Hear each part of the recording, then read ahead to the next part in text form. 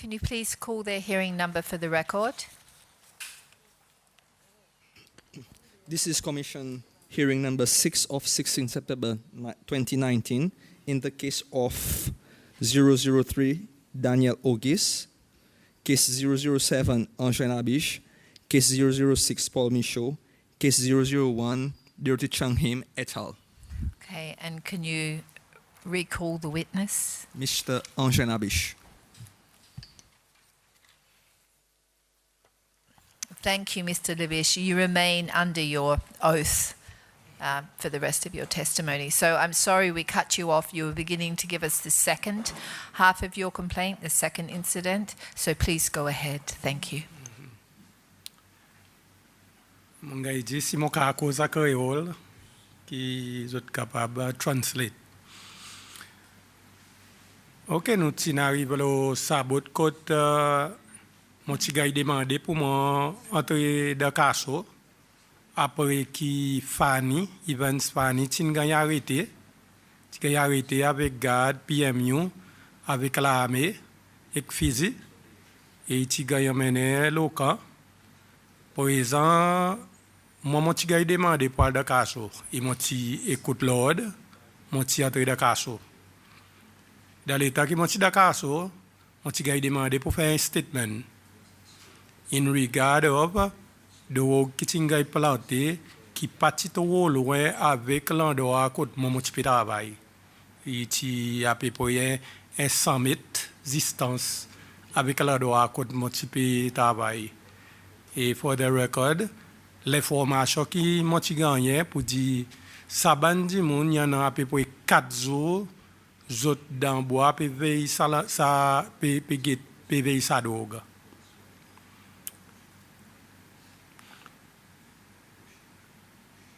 So, moi, pareil, moi, dans d'autres statements, d'après ça qui, tout quelque chose qu'ils ont demandé, moi, donne, moi, causé, moi, dit.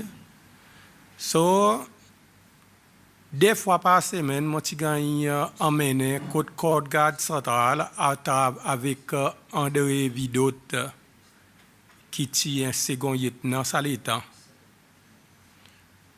Et là, les officiers en SAZ qui tient en SAZ pour ça l'enquête, il appelle M. Godfrey Emit. Ça l'état il 16 ans.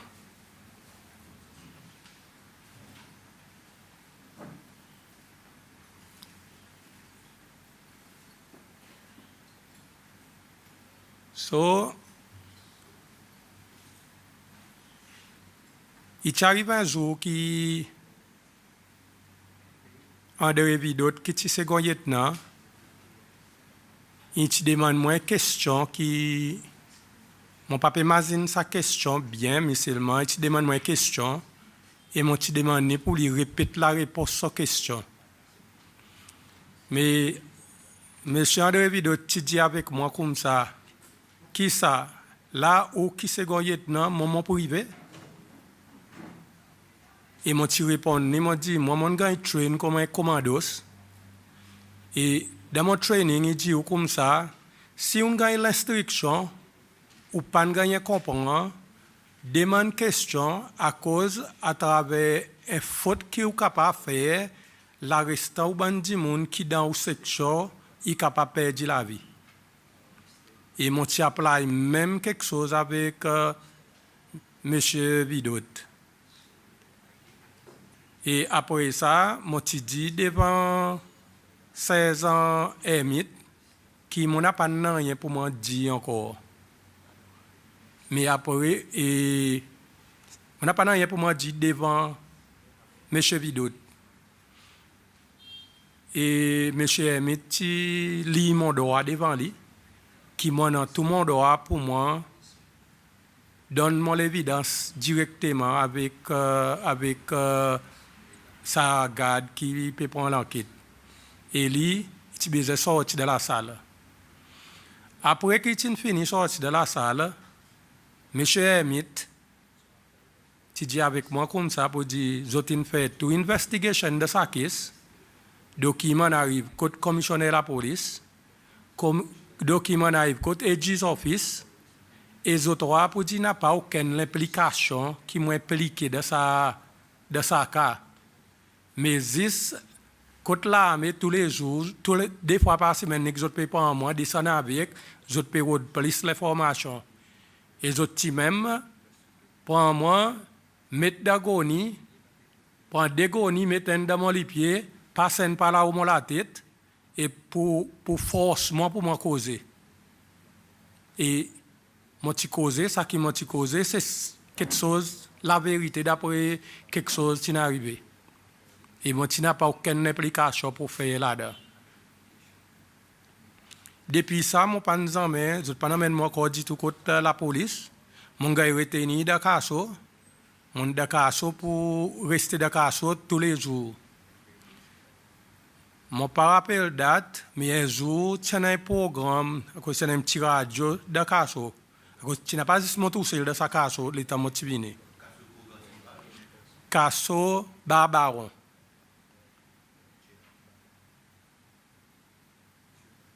Tu as un petit radio, après pour aider à 10 heures comme ça, tu as une interview avec l'équipe Doubé. Tu peux interviewer, après tu peux jouer des trois chansons. Moi qui ai dit, moi tu comptes avant de sortir l'équipe Doubé. Moi tu peux danser avec la porte Casso. Et il y a dans Camille qui tu peux débouter en l'air. Tu peux débouter en l'air. Parce que en l'air, quand nous mangeons, sur des bouts, tu guettes bas directement côté Casso. Il va moi peut danser. Il dit à cause parti sabot près le travail. À cause de ce moment, l'ouvrage l'armée, partie important pendant l'état. L'importance est plutôt production pour remplir possède qui m'ont pas connaît. Par exemple, dit à l'heure. Et c'est ça qui est plus gros quelque chose d'important. Et nous travaillons depuis bon matin jusqu'à soir. Après, à soir, il y en a où l'on a besoin à Saint-Ri l'obit pour le veiller. Je ne pas croire pour dire nous peux veiller 10 monde, mais nous croire nous peux veiller plantation. So, Barbaron Rose Azif, nous peux travailler comme l'esclavage. À cause, même, moi rappelle, mon corps peut rester cascade, ça l'est, hein? Si vous n'avez pas 6 ans qui montent, vous pouvez arriver dans le camp 8h30. Et si vous manquez, ou manquez ça, vous arrivez dans 8h30, ou même quand vous coupez ou la paye, il coûte 250 roupies, 300 roupies. Moi, pour même dire, Kevin Adrien, il déjà sorti de Calamé avec 83 roupies, 50 de son enveloppe. C'est ça cause? Coupe parce qu'il gagne, perdit la hasard le son code. Le son la paye, la fait 10 mois. Et la plupart soldats qui si on arrive en retard, ça l'étend, la paye, il sortit 1367 roupies, il monte 1466 roupies, et plus tard, qui nous gagne nous 1900 roupies. Mais plutôt, nous payons. Parce que tu peux juste travailler, ou peut payer que l'armée, mais seulement si tu peux l'ouvrage, tu peux plus ou moins juste planter, sans bœuf, sans poule, là tu as poule pond, poule la viande, tu as cochon, bœuf, tout ça là, et ça c'est l'ouvrage que nous tu peux faire barbaron. OK? So, après, le temps mon gars quitté Dakar là, quand je suis à Dakar, mets-moi tout ça la corde dans mon lit, fais-moi le nettoyer de la main. Et mon peut imaginer ici serré, parce que moi je connais ce appelle Patrick, serré, tu l'as un scapoal, je te mets livré moi peux nettoyer la main, barbaron de la main. That was après le temps fini. Moi, allez mal montrer dans mon cachot. Faire l'ennui dans mon cachot, bon matin lever, aller au travail, l'ennui de cachot, lever au travail. À ce moment, les moments de casso, tu as à peu près 4 ou 5 mamans qui sont dans sa casso. Sa casso, il est plus ou moins en 3 la somme, avec un corridor. Pour les nous avons besoin de nous tout, ou d'un petit coin partout dans le corridor pour nous capables de dormir. Sa bonne maman qui est dans la casso, tu as Woli Sinon, tu as Kevin Adrien, tu as Kenneth Nibouet, tu as Bira Fawcett, tu as Eamon Gabriel et moi-même.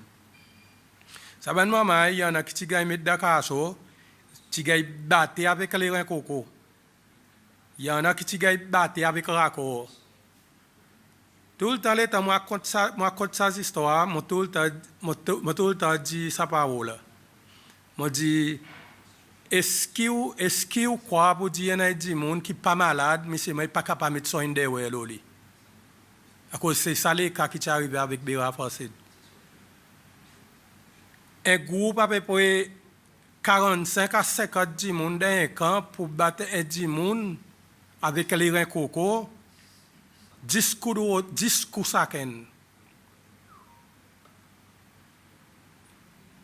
Et imagine, les reins coco qui m'ont été, le temps où on tire sa feuille là, son bord, côté sazi qui passe, côté tape là, il pèse. Et après qu'ils ont fini, ils ont mis dans le travail de la main, which was not easy.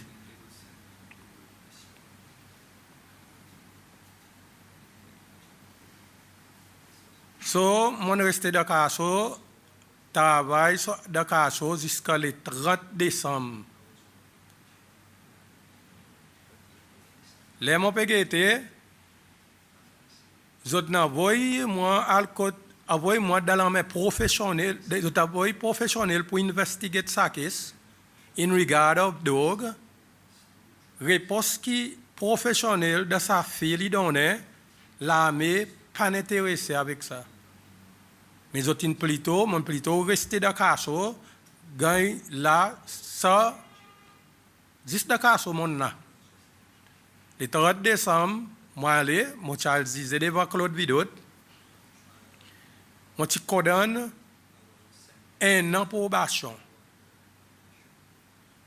Moi condamne moi 1 an pour probation. Pour quelque chose, moi pas faire rien, moi n'a pas aucune l'implication, mon cas dit dans ça l'incident, mais à the mon résident casso 5 mois pour ne rien du tout. Plus ça 5 jours l'exil et 5 mois 5 jours. Après ça, mon gars ça le passe. Mais un jour, tu es arrivé, ça l'état mon petit film. Quand on est un soldat ou l'hôpital, soit demande une cigarette, tu n'as pas de cigarette avec moi. Je suis allé, je suis descendu en ce bois là. Je suis allé, au débat de cigarette, après je suis retourné au camp. Sans réaliser, un dimanche qui est tout moi, 0 à la bis. Tu rapportes moi, je suis gagné envoyé grand police. Moi, tu fais encore 3 mois grand police, encore à coupe zèbre pour bif.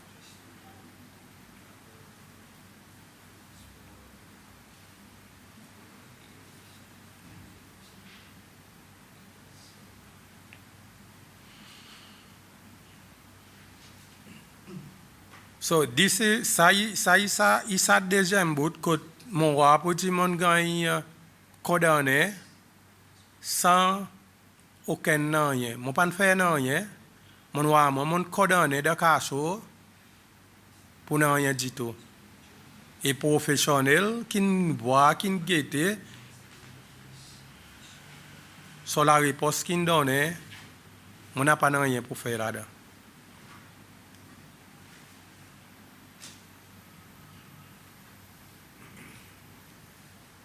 Et pour continuer, si permettez-moi,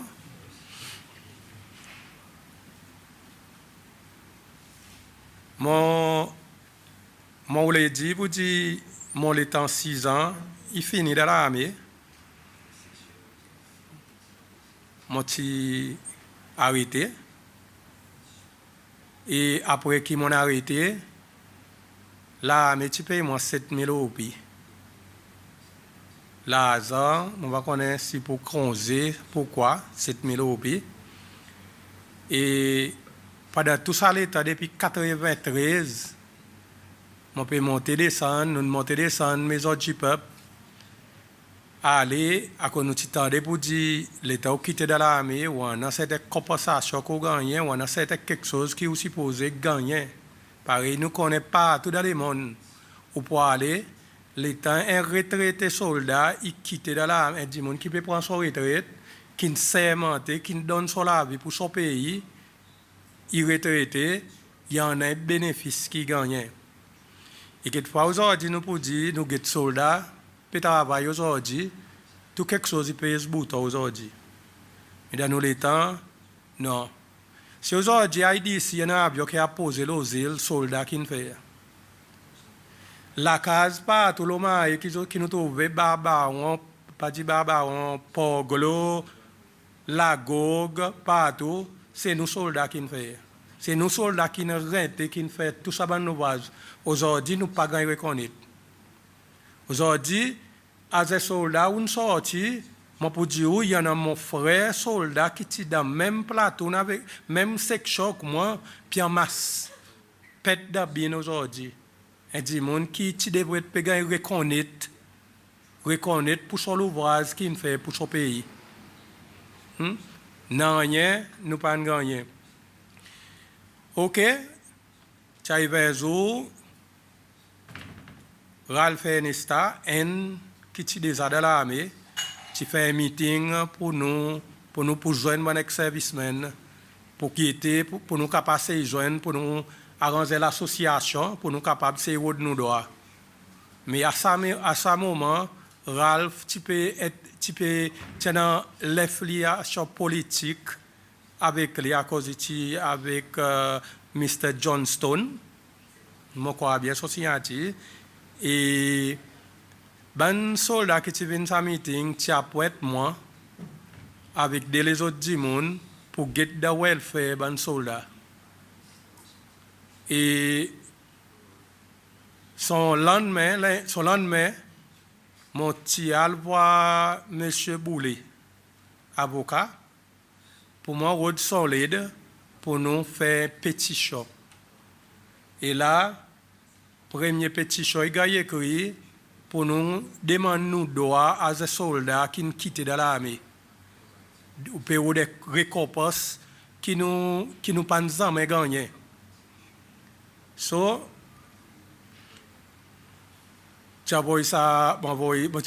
moi-même, moi personnellement, j'amène ça document State House et il s'est passé l'état après.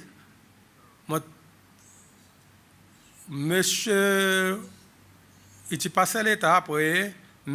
Baudouin, mon papa Thomasine son nom, j'ai trouvé l'association ensemble avec Jack Agatin. Jack Agatin, il n'est pas un soldat, il est, je dis ça, aumônier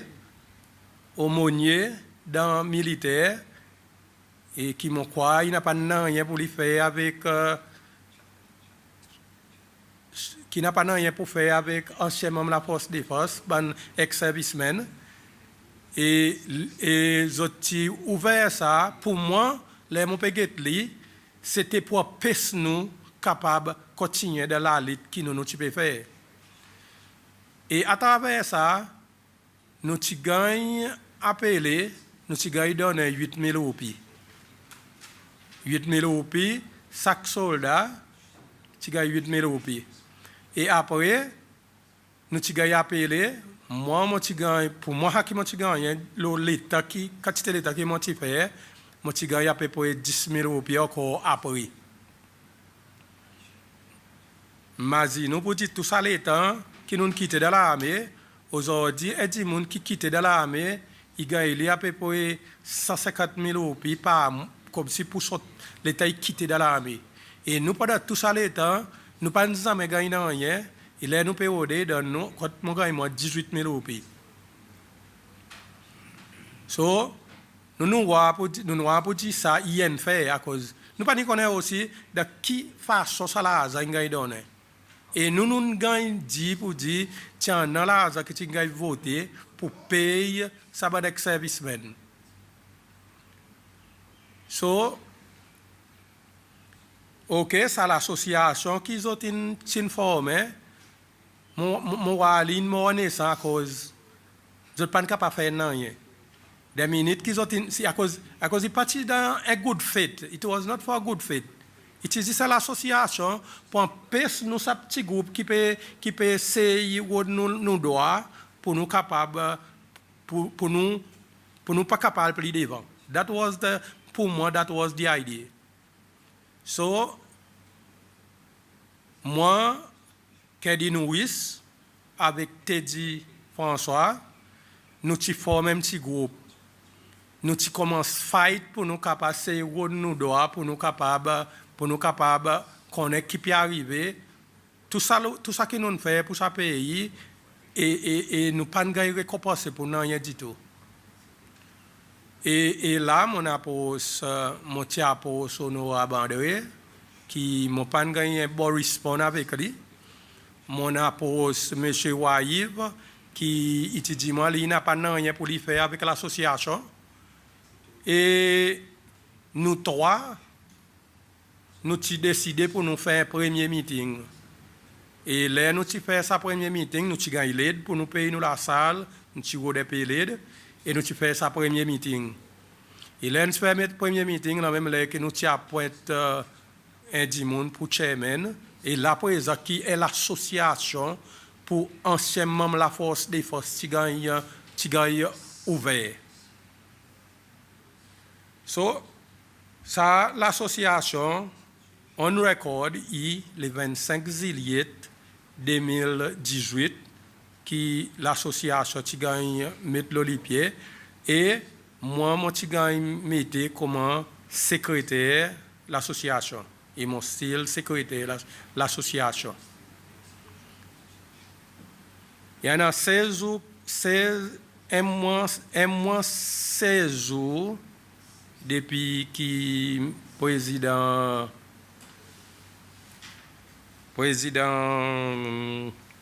Danifor qui a adressé nous à l'association et il fait certains dit pour faire quelque chose pour s'abalancer même la force de défense mais qui franchement being frank mon pas believe dans lui à cause aujourd'hui,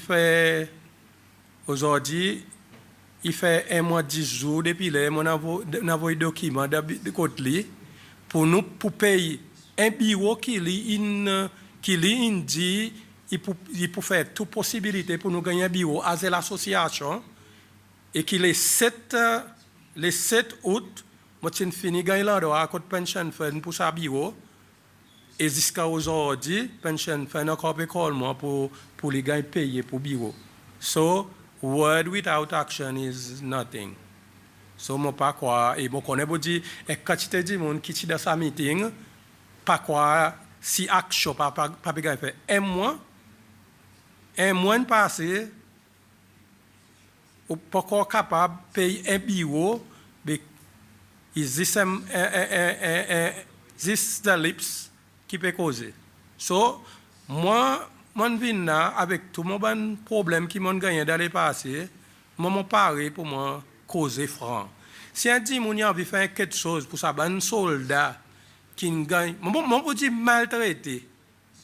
À cause moi, pour dire maltraité, moi, même le 26 octobre l'année passée, moi, je dis avec M. le Président, ou prend Africain ou envoie CCL pour venir sécurité contre prison. Quand nous soldats, nous travaillons dans notre degré, que nous avons un petit backlog de la loi, qui est capable de donner nous saban nouveaux, donne saban 10 000 quand même, 18 000 roupies, 20 000 roupies, pour travailler avec les cahiers. Mais nous gagnons maltraités.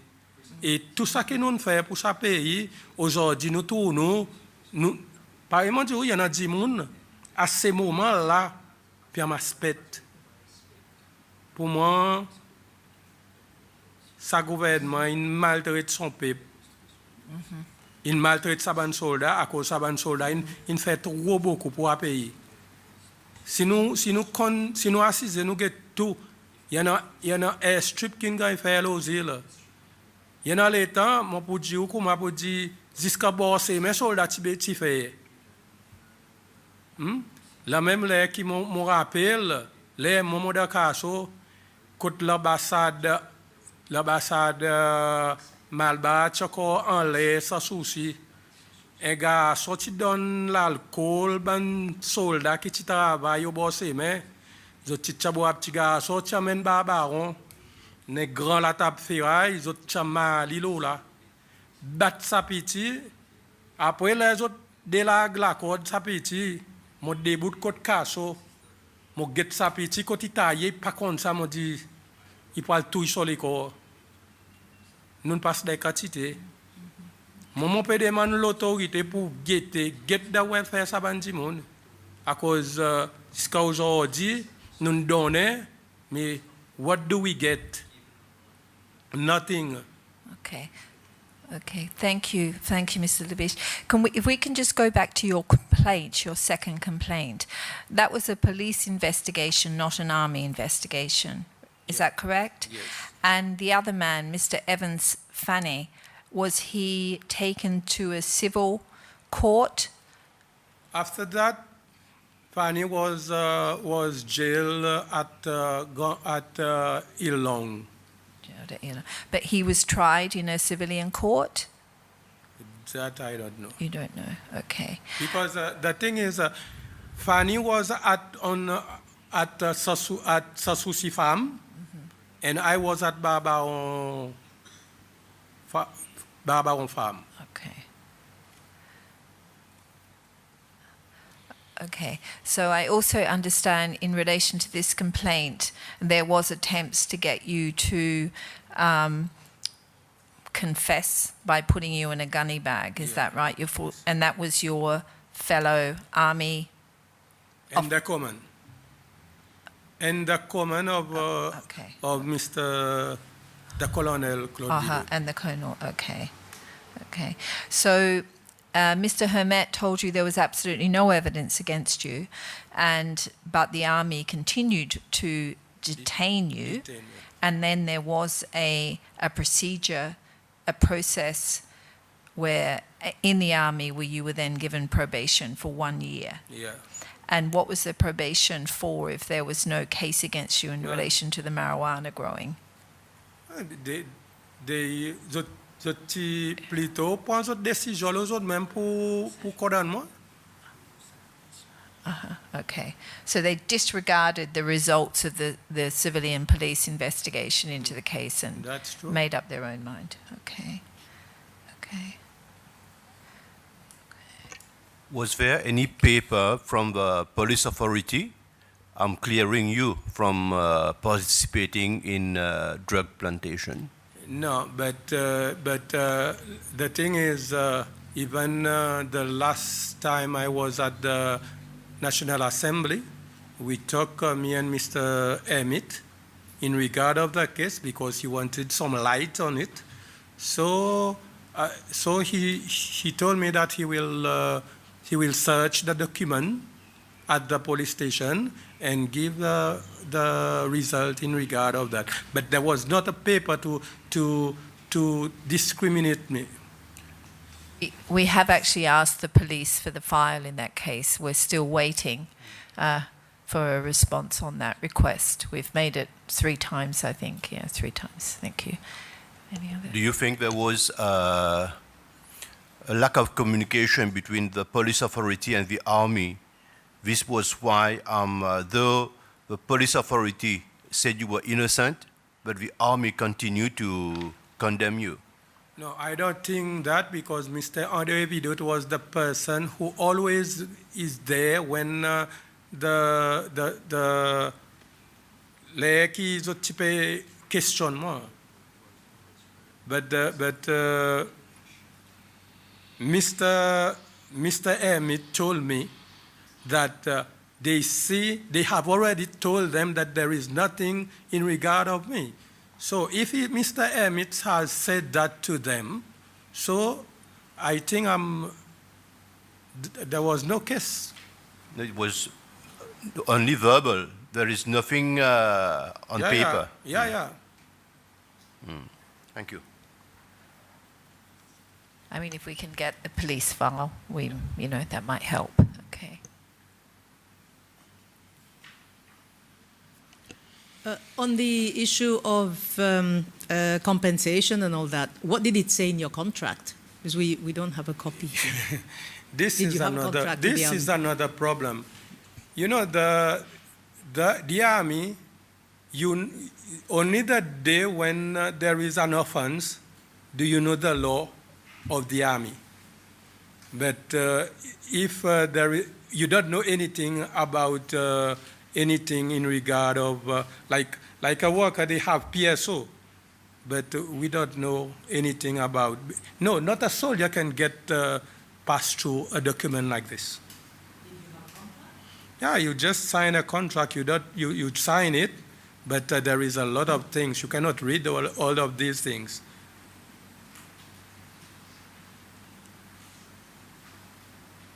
For more clarity, can you just tell us what do you understand by nettoyer la mort?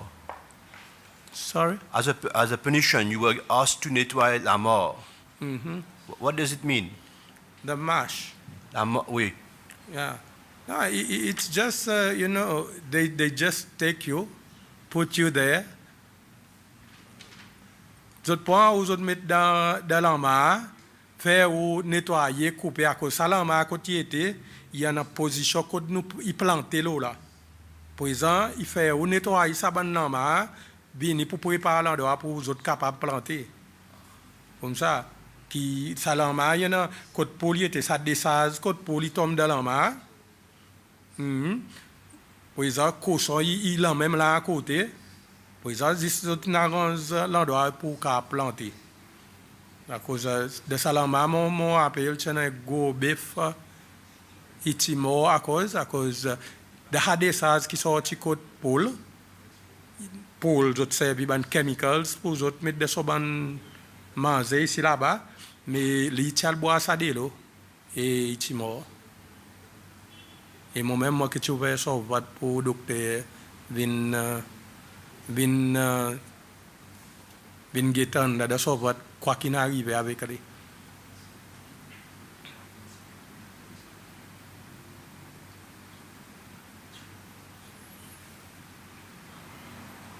On a rapporté par M. Labiche Gérard Labiche qui est sorti au camp qui a acheté cigarette. Oui. Tu connais l'interdit?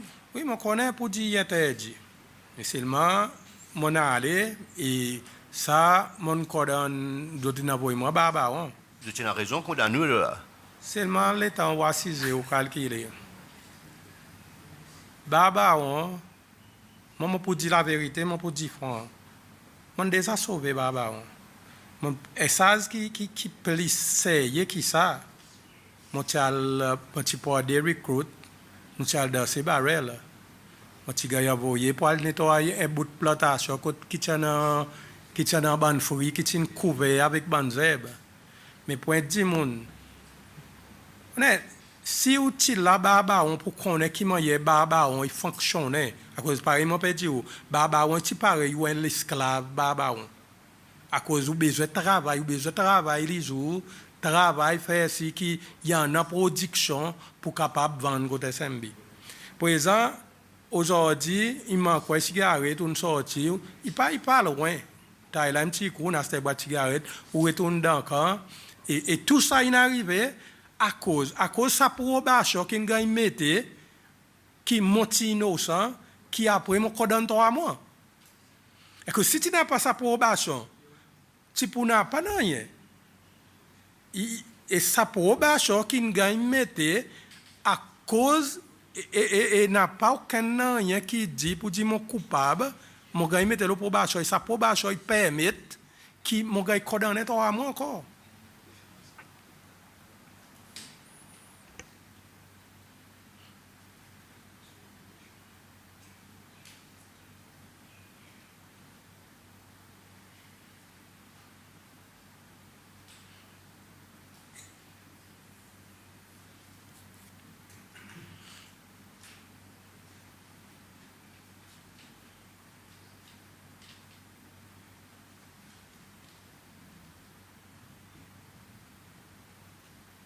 Okay.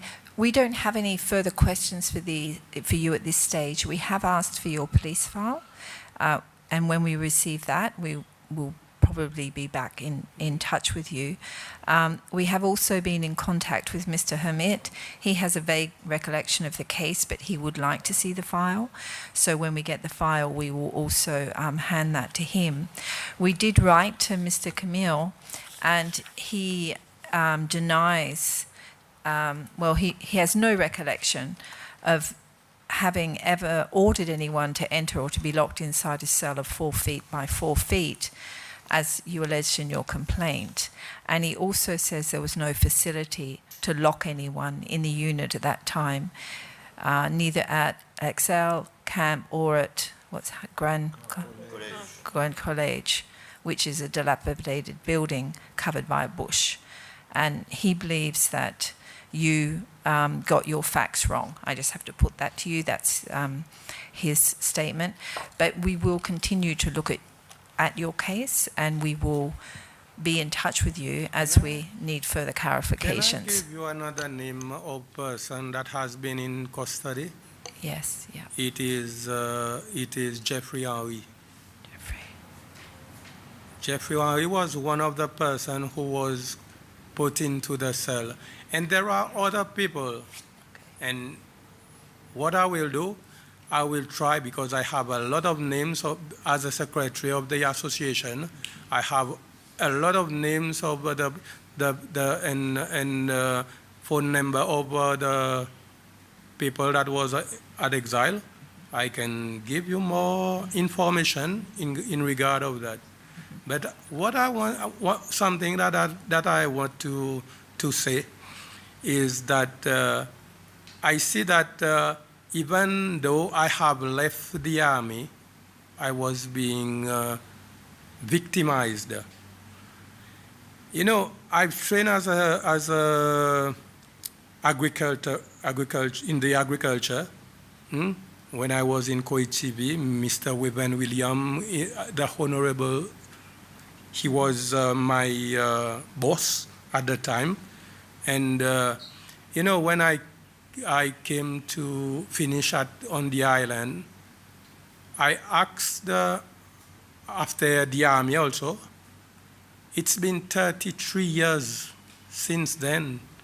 I have asked the government to help me with land for planting, and nothing. Nothing. They do not care about anything. The last piece of land was at Northeast Point, and the MLUH told me to try to get this piece of land, but the thing is, now that Mr. Charles Bastian, the minister, he said that he couldn't give the land, but the land is for agriculture. And I remember the other problem that occurred in regard of an accident I had when I was working on the highway. But the accident occurred at my place at Angar. And the patella of my feet was torn out. I went to the hospital. The hospital, they put something as an iron protection for me to be able, because when the patella is torn out, you cannot stand on your feet. So in the hospital, I got Maryse. I had to go to the Eureka Hospital to make another operation so that they remove all the things that they have put in my feet, and they adjust the patella together that I am being to work today. And then the thing, I had to go to Thailand to an Adventist hospital called Mission Hospital. So there they discovered that the MRSA has entered into my into the bones. So I had to take pills for 2 months. And the cost of fusidin pill, it's about, it's 30 rupees one. And I had to pay 10,800 rupees only for fusidin pills, apart of those that I had bought here in Mahe. So I wrote the Minister Larry, so to understand my situation in regard of the expenses that I have done, in regard of the MRSA that I have received in the hospital, but they did not care for anything, and still then I have been sitting for about 5 years. I couldn't work, and at that time that happened when I was working on the highway, and my job was taken from me because when I went to Thailand for my fit, I couldn't, the office was very busy, and I couldn't leave a letter to say that I am going for medical purpose, and after that I lost my job. I was a contractor. So I see that I don't know if everything that I try to do, there's something that, if they are targeting me, something like that, but nothing. I think the hospital had to take responsibility for when someone has received MRSA in the hospital.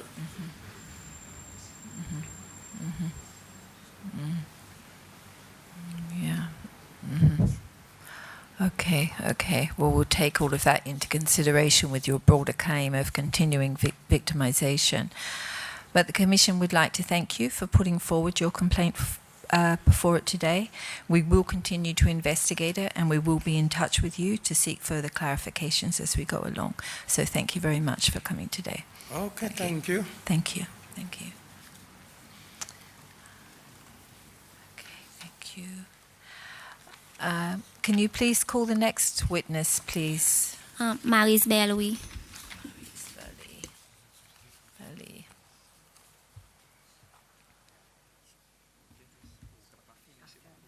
Can you affirm that you will tell the truth, the whole truth, and nothing but the truth? So help you God? No, not help you God, but affirm. I swear to tell the truth, all the truth, nothing but the truth, the whole truth. Thank you. Thank you, Ms. Berlouis, for agreeing to appear before the Commission today. I'm sorry about the delay. We sort of got a little bit behind. We asked you to appear today in relation to case 006, Mr. Michaud. And just to set it out for you, Mr. Michaud claims that his brother was studying medicine in the United Kingdom on a scholarship. His mother had signed a bond over parcel number V5288, as required by the government, to allow his brother Roland to study overseas. On the conclusion of his study, Roland didn't want to return to the Seychelles, and he claims that his mother went to the Ministry of Education and asked to pay the cost of his education to allow him to remain in the UK. And Mr. Michaud claims that his mother spoke to you and to Mr. Willie Confey, and you both refused to allow her to pay the costs of the education and insisted on taking the land. Mr. Michaud claims that his mother was placed under duress to sign over the property, and on 15th of July 1988, a notice of acquisition was issued and signed by Jacques Hodel? Yeah.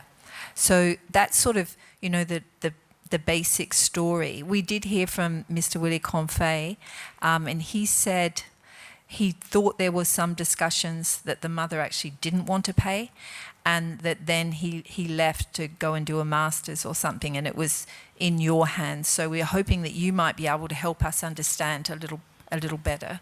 Thank you. Good afternoon, Madam Chair, Commissioners. Before I start to tell the story, let me explain that I recall most of this case very clearly, even though it was so long ago, simply because I was a family friend of the Michaud family.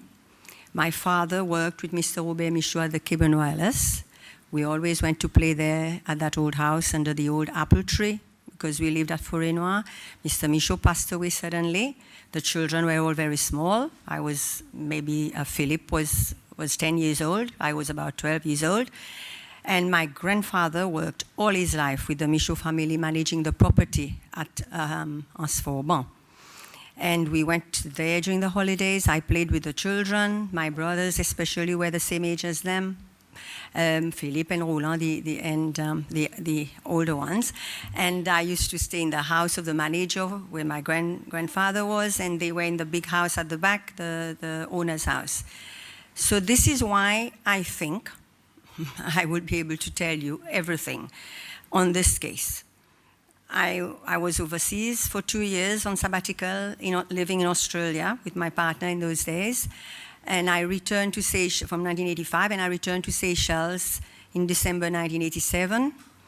I was posted then, when I returned, to a new post in the Ministry of Education to take over from Mr. Confé, who was going to leave, as you said, for his studies. And I started in January 1988, and Mr. Confé was supposed to leave around May, I think, around about. So there was this period of handing over where he could teach me the ropes and everything. And that's how I was there. I remember very well the case of Mrs. Michaud was handed over to me together with another case of another student who had not returned from overseas because she had got married in England. That I remember. I can't recall the person, but as I said, the case of the Michaud I know because I remained a friend of Mrs. Michaud until she passed away. Every time she would meet me everywhere, she talked to me. So I was a little bit surprised about me putting pressure on her not to pay or something like that.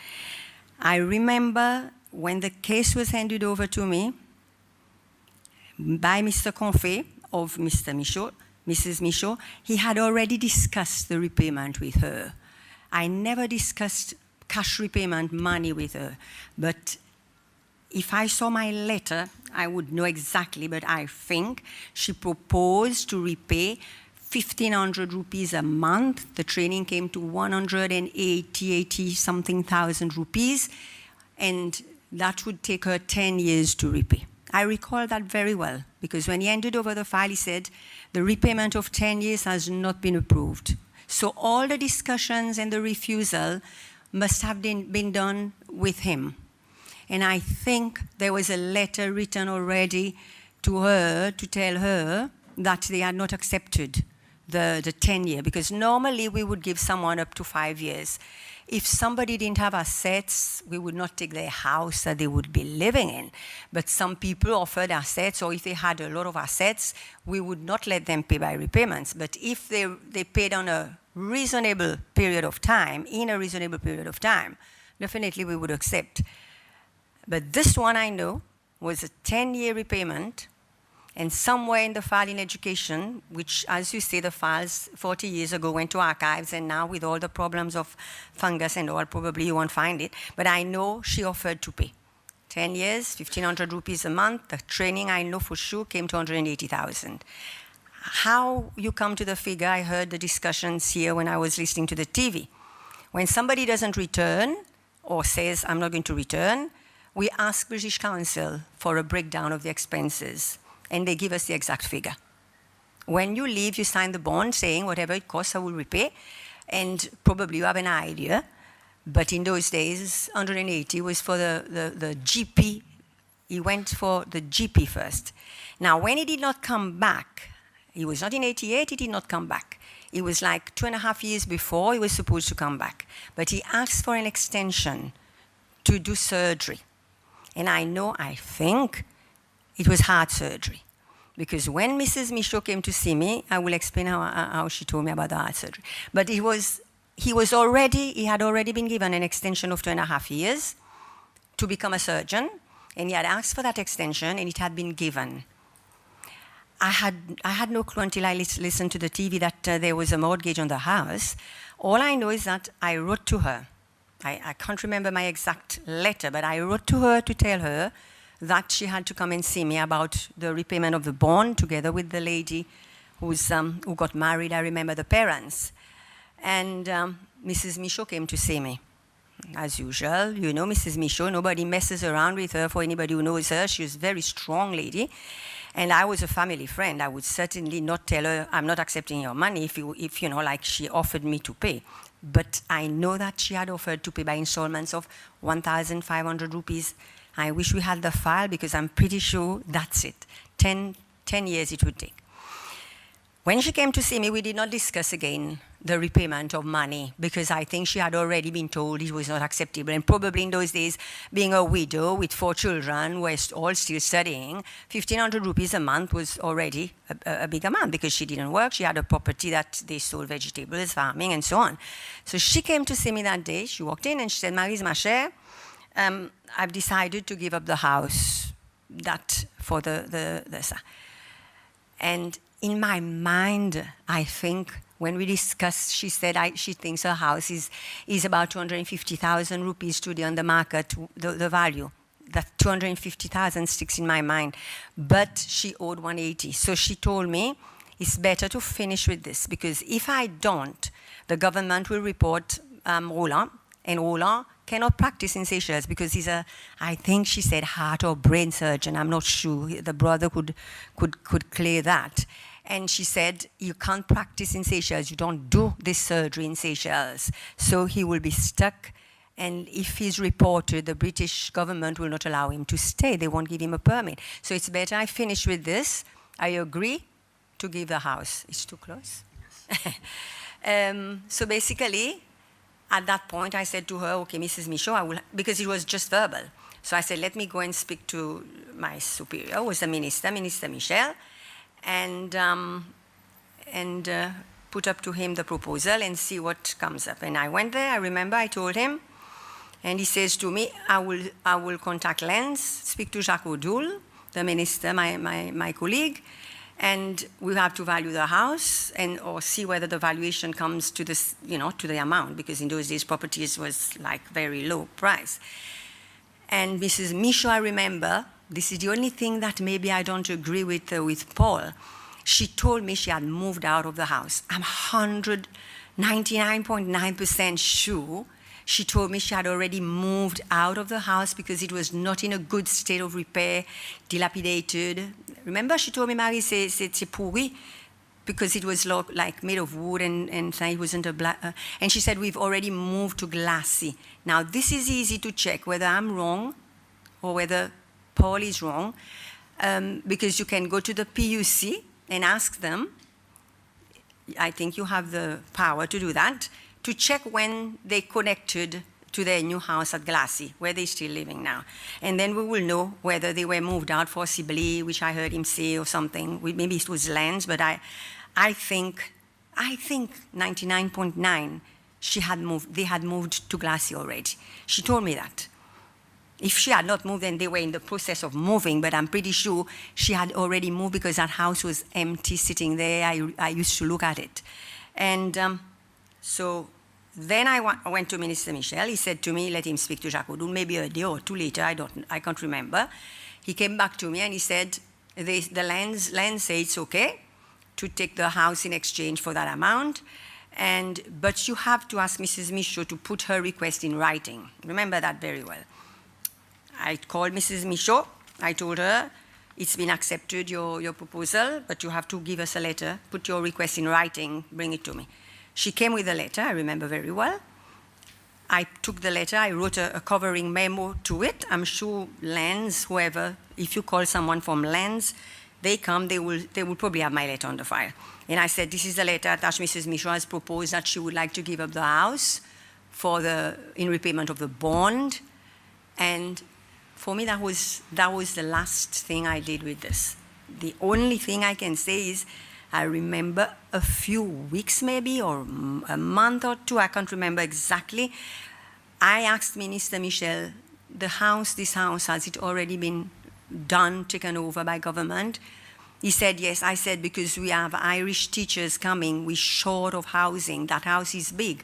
We could put maybe 2 teachers there, and maybe we could repair it. And he said, it has been decided to hand over the house to SPDF, Seychelles People's Defense Forces.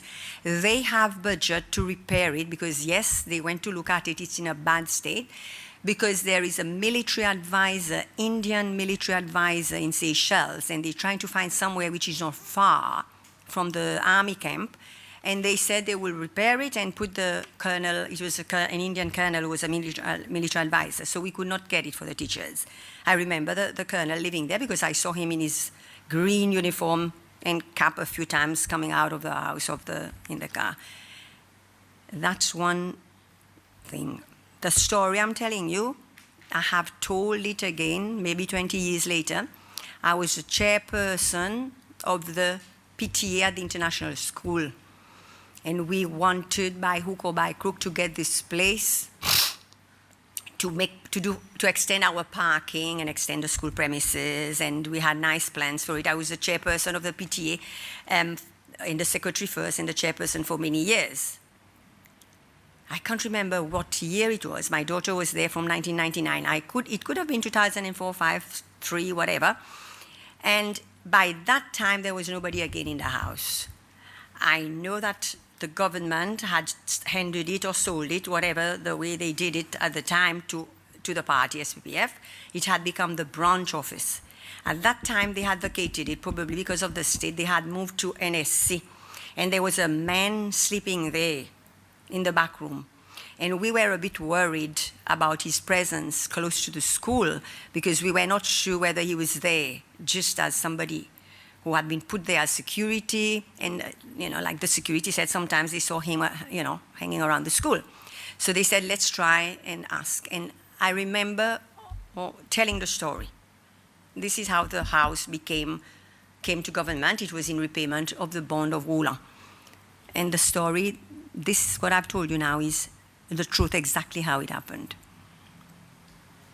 I just ask one question. So when because it's a land acquisition, right? That's the document. So would that be a normal process? I mean, you would have to ask Lens. I never knew it had been done as a voluntary acquisition.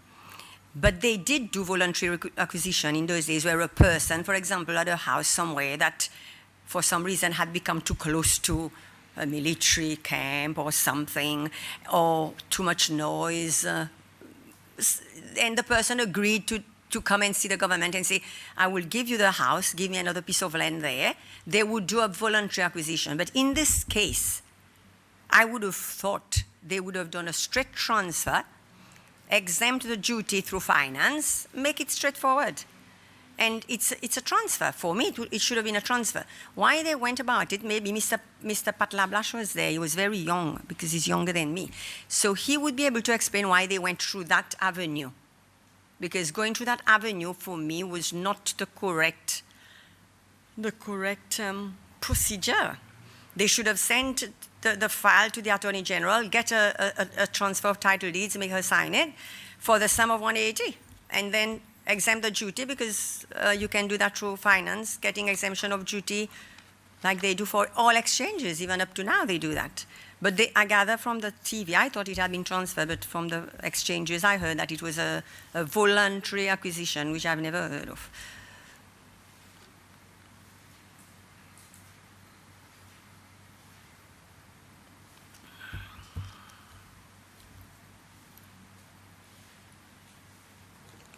And if it was like acquired like that, that means that what they acquired, the house and the land, would have been the exact amount that was owed under the bond to do it that way. Mrs. Michaud told me herself that they had done a valuation of the house before, because I think international school were interested in buying it, but Mr. Labiche will be able to tell you if they had a valuation. I think she said the valuation came to around that amount, 180, maybe 200 or something like that. Because, in those days, same around that time when I came from Australia, I was offered a house, 4 bedrooms, 4 bathrooms at Union Vale for 225.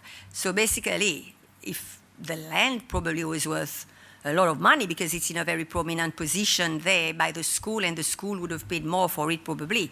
But I don't know how they did the evaluation. Somebody in lands would have to tell you. But I think there is a valuation, because she told me, Mrs. Michaud, they had already done the valuation. But was it, am I correct, you might correct me, at that time land was only worth something if it was developed. Otherwise it had zero value under land's acquisition. Was that the evidence we got last week? I don't think so. Land had value. All land had value. I could buy a piece of land, but of course if it's developed and it's got a house on it, you have to value the land and the house. But everywhere, even in England, how the land in 1984 was not the same as now. A flat that you paid £300,000 today is £3 million. So this is in those days. But I don't think it was worth 180. If you ask me, the land was quite big. Under the Land Acquisitions Act, if there was no development on the land, it had zero value. I don't know. I've never heard of that. I'm surprised. But when we were not given land, we had to buy. Even from the land bank, there was a value. Well, they might have called the roads or the electricity, water I have as no development. idea. I never. It's the first time I hear about that. Yeah.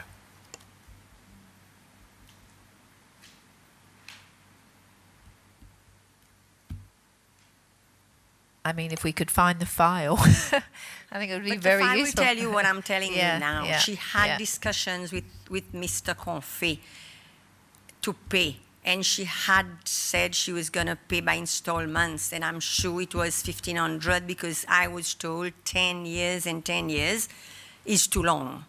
And I think there was correspondence before to refuse the 10 years. But when I wrote to her first to come and see me, it was to rediscuss the proposal and whether she could pay on 5 years. But when she came, she didn't discuss. She just said, I've made up my mind. I don't, maybe I'm wrong. Had she mortgaged the house? I don't think so. I don't think she had mortgaged the house to government. Lands will tell you that. She had signed the bond, but I don't think she had mortgaged that house. I've never had any papers on the file in education that she had put that house and that property as guarantee. But you can get that from Lands. They will have it if she did.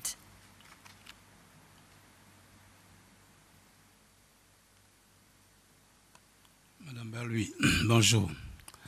Well, Madame Michaud said she's ready to give the house. She was ready to give the house. Yeah. Am I correct? To me, yes. Yeah. There was no paper attesting that as a guarantee or whatever with the Minister of Education at that time. Because I remember the bond of the Minister of Education. When you sign a bond, Yeah. I don't think they make you put a house or land. They make you sign a bond. If you don't have anything to give and you don't come back, you arrange to pay. Some students, Mrs. Purvis, that probably would know, some students would pay from overseas. When they work, they would send their money to Seychelles to repay their bond. You understand? Mrs. Michaud had offered to pay for, but the length of time was refused, 10 years. I think normally they gave 5 years. I had just started in this job. Before that, I was in administration. So basically, she had already been told that 10 years was not acceptable. I know that because I was told she had proposed 1,500 a month, 10 years, too long. She had to pay faster. So if she was to pay in 5 years, 3,000 a month, that's a lot of money in those days. The point I'm saying that because according to Mr. Michaud, when he came last time, he said the mother was forced to give the house. Not with me, not with me. I don't know who forced her. With me, she came to discuss and she said, I have decided to give the house. And I'm here under oath or whatever. I can't lie. I'm a friend of the family. I wouldn't lie. She told me that. Whether before she had some sort of discussion with Mr. Confé about the house, I don't know. But when she came to me, she told me this is getting difficult. She can't afford. She could not afford to pay that amount of money every month. So she wanted this thing over, probably, because her son was in England, could be sent back here, and he couldn't work here because he was a surgeon that we didn't use here. So obviously, if you call it duress, maybe yes, it was under duress because she had no alternative. You understand? He had already extended, remember, for 2.5 years to pay his own studies, which must have been another burden on her. 2.5 years, he stayed there and continued and became a surgeon. Now they were putting pressure on her to come up with the money. And I know that she offered to pay. Yes, she offered to pay $1,500 a month. It would take 10 years times 1,500 by 12. That's 18,000 a month. Now 180, 10 years. Were there policies about how bonds would be repaid? I mean, I was also bonded, but I can't remember any when such you sign thing. a bond, it says you will repay. But I know the policies was that if somebody had one house, one property, one business, the government wouldn't. There was a rule of law in the country at the time anyway. Nobody would just say, you go on the street, we take your house because your daughter. It has not happened, I'm sure. But if somebody has multiple properties, probably the government, yes, would have gone for her property if she had not given it. Because she had other properties. I think she had a house at Labiche. I think she had, I'm pretty sure, she had property, a big property at Osforban, acres, where my grandfather worked. You know? So obviously, if you have assets, because when the scholarship is given, it's not given to all Michaud. It's under bilateral cooperation agreement where it's given to the government of Seychelles for the person to come back and serve the people of Seychelles. And when it's given, if you don't come back, you owe the government of Seychelles. You don't owe the British government because the British government has given us this scholarship. It's given to the government, not to a person. We choose who to give a scholarship to, you see. So obviously, I've had cases where people have paid by installments. Their children have worked overseas and sent back the money. I know of cases where people have given up a piece of land that they were not using or they had so that their children could remain overseas. Remember in those days, even before when you went, Seychelles did not have a lot of opportunities, even in the days, the colonial days. It was good if you could stay and work overseas, become a surgeon or whatever, you know? And that was the situation. Even now, it's the same. I signed 2 bonds for my 2 children. And if they didn't come back, I would have to somehow find the money to pay. And is it still the government who chooses to give the scholarship? You still have those sorts of agreements, so not the sponsoring country chooses. No, we choose the students. Uh-huh. We choose the students. At the time, in your evidence, you said that Mrs. Michaud came to you and said, I am giving up the house, and the house was in a dilapidated state, and she already made her mind up to exchange the house for the bond. For me, when she came to see me, she must have discussed it with her children, maybe, a lawyer, I don't know, because when I wrote to her, I told her to come and see me so that we can settle this matter, because the 10-year, like I said, I had been informed, I had not been approved, so she must have been told already. I can't remember my letter which I wrote to her to come and see me, because I did write to her about it. So I can't remember what was told to her, whether I told her in the letter that the proposal had not been approved because it was not approved. But when she came, there was no argument with me, like fighting, anything. She just told me she has come because she wants this matter to be over. She has decided to give the house up. That's all. And afterwards, you shared with Minister Michel. I went to see Minister Michel and I told him, and he said I have to contact Lens so that they can find the valuation, blah, blah, blah. I know there was a valuation because apparently International School had wanted to buy it, and they had done a valuation of that, like you say, probably the house. International School would have pulled it down. And they would have kept the land. So maybe that's why it was only 180, I don't know. And Minister Michel, in those days, requested a letter for her to confirm the proposal. When he got the approval of lands, he called me back to his office. He said, it's been approved for us to take the property, but ask Mrs. Michaud to put her request in writing. which I did. Do we have a copy of this letter? I'm sure. I sent it to Lens. If Lens is coming here, that whole file, Lens do not lose their files. Believe me, they've got all the acquisition files there. So if you bring someone from Lens, Mr. Labiche is still there. I'm sure my letter will be there on the file. I will call him and ask him, in fact.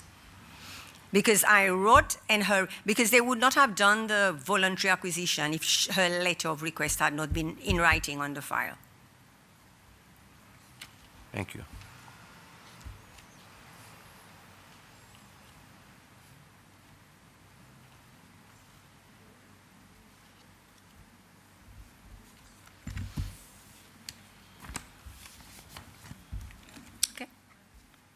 Thank you so much for coming and coming on a voluntary basis. We really appreciate it.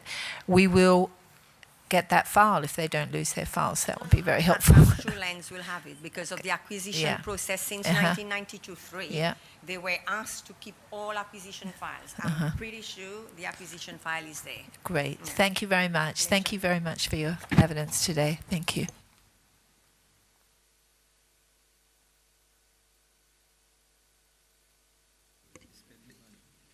Yeah, next witness. Can you please call the next witness? Jean-François Ferrari.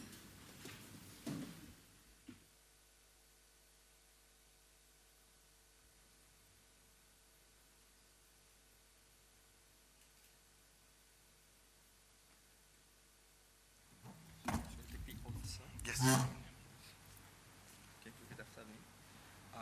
I, Mr. Jean-François Ferrari, do swear to tell the truth, do swear to tell the truth, the whole truth, the whole truth, and nothing but the truth. and nothing but the truth. So help me God. So help me God. Thank you very much for appearing today, Mr. Ferrari, and sorry you didn't get the request until Friday evening. We are calling you in relation to case 001, the Dorothy Chang Him et al. Case, because during its hearing on the 9th of September 2019, you were identified as a person that was driving around, I think looking for Davidson Chang Him on the day of the coup d'etat of 5th June 1977. And given the identification of you as a person involved in the events of 5th of June, the Commission felt you should be given an opportunity to appear before it and speak to that allegation that was made against you. Thank you. So, good afternoon, Commissioners. Thank you for the opportunity to clarify that statement that was made, I believe, by Mr. Lefebvre, George, right?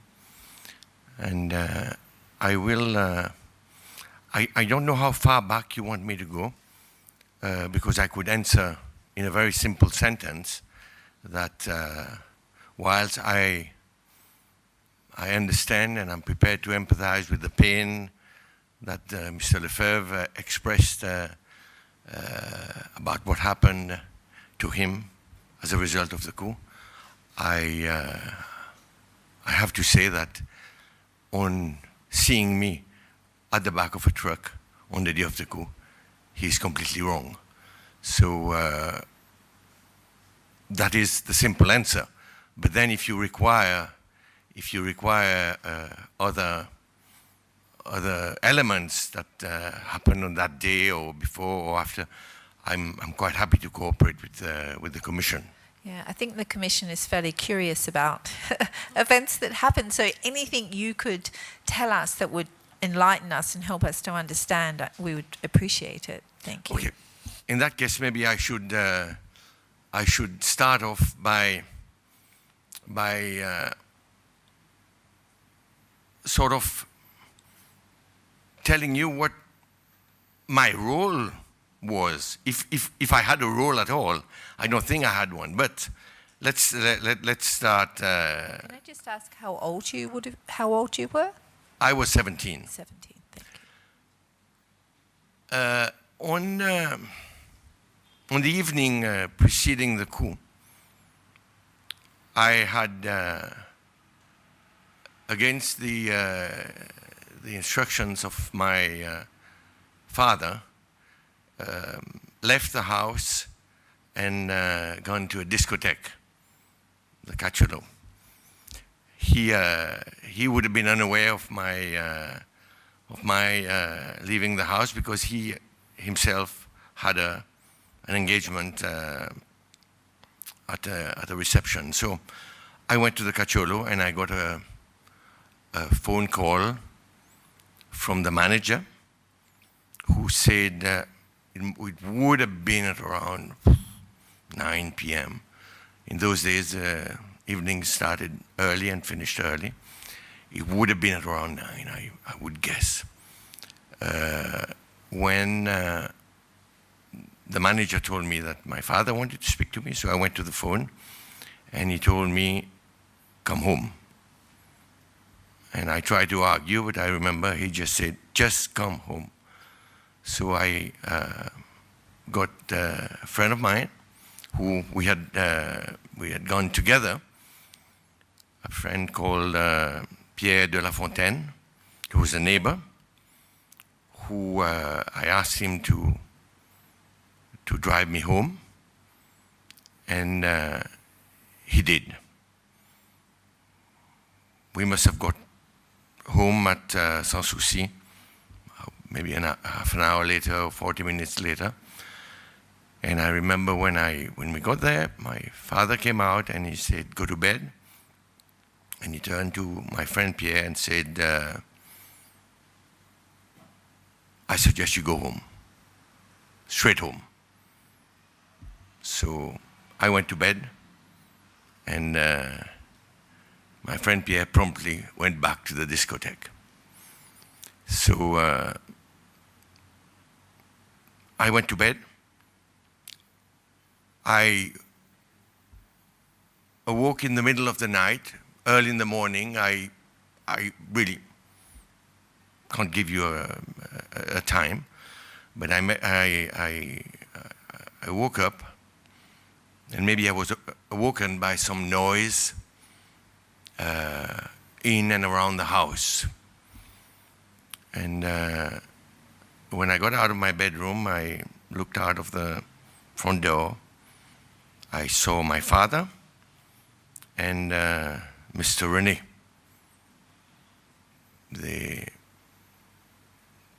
were seated very close to the balustrade overlooking Victoria, Montfleury. It was actually the house is very much looking down onto the Montfleury cemetery. They were sitting down, and I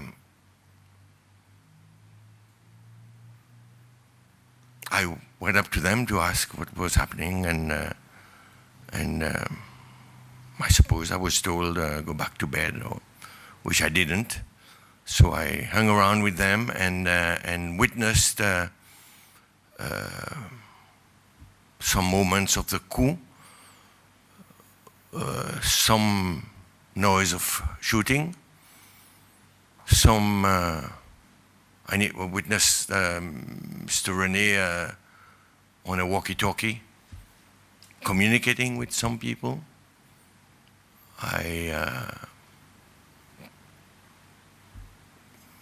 barely remember of, anything that he was saying. He was talking quietly, and on many occasions I was then asked to go and make coffee, and which I did. I stayed around with them, and the first time I can put a time to the moment was I suppose 6 o'clock in the morning, when Mr. René asked me to switch on the radio in his car because he wanted to hear what was said on the first 6 o'clock news. I did, and I remember so well that the first thing that came on the air was a song entitled "It's a Brand New Day," and then and then the rest, and then some news and some announcements. And after that, Mr. Rene and my father would have hung around. I remember taking 2 phone calls on behalf of my father, 2 phone calls, one from a friend of his, Dr. De La Coudray Harter, who was a dentist, and a bit of a neighbor who called, and another one from an Englishman. I wouldn't remember who that was. And on both occasions, it was suggested to me by my father to say that my father was not available to take calls. So that was sometime after 6. And Mr. Rene hung around for a while longer. And then said that he would now be leaving. He would drive back to his house, which is a couple of kilometers up the road. And I asked him if I could come with him. He said no, and my father said no. And I asked again, and must have insisted because Mr. Rene said, "Okay, get in the car." So Mr. Rene then drove up to his house, and on the way there, getting there, he said, "Can you help in the kitchen?" I said, "Sure." So he sent me in the kitchen, and there was a lady preparing some food, which looked like some breakfast, and maybe one man, but not many people there. None of his family were there, and I hung around, and Mr. Rene left on his own, and I stayed there until, I would say, middle of the day, and then went back home, walked back home. It's a short walk downhill back home. So I'd like to say that clearly, and I was surprised to hear that I would have been elsewhere on that day, because I started wondering, why is it that I don't recall people talking about Mr. Chung Him, his death, his shooting, or if I'd been around recalling the sound of gunfire down there. But I know now that it is because I was not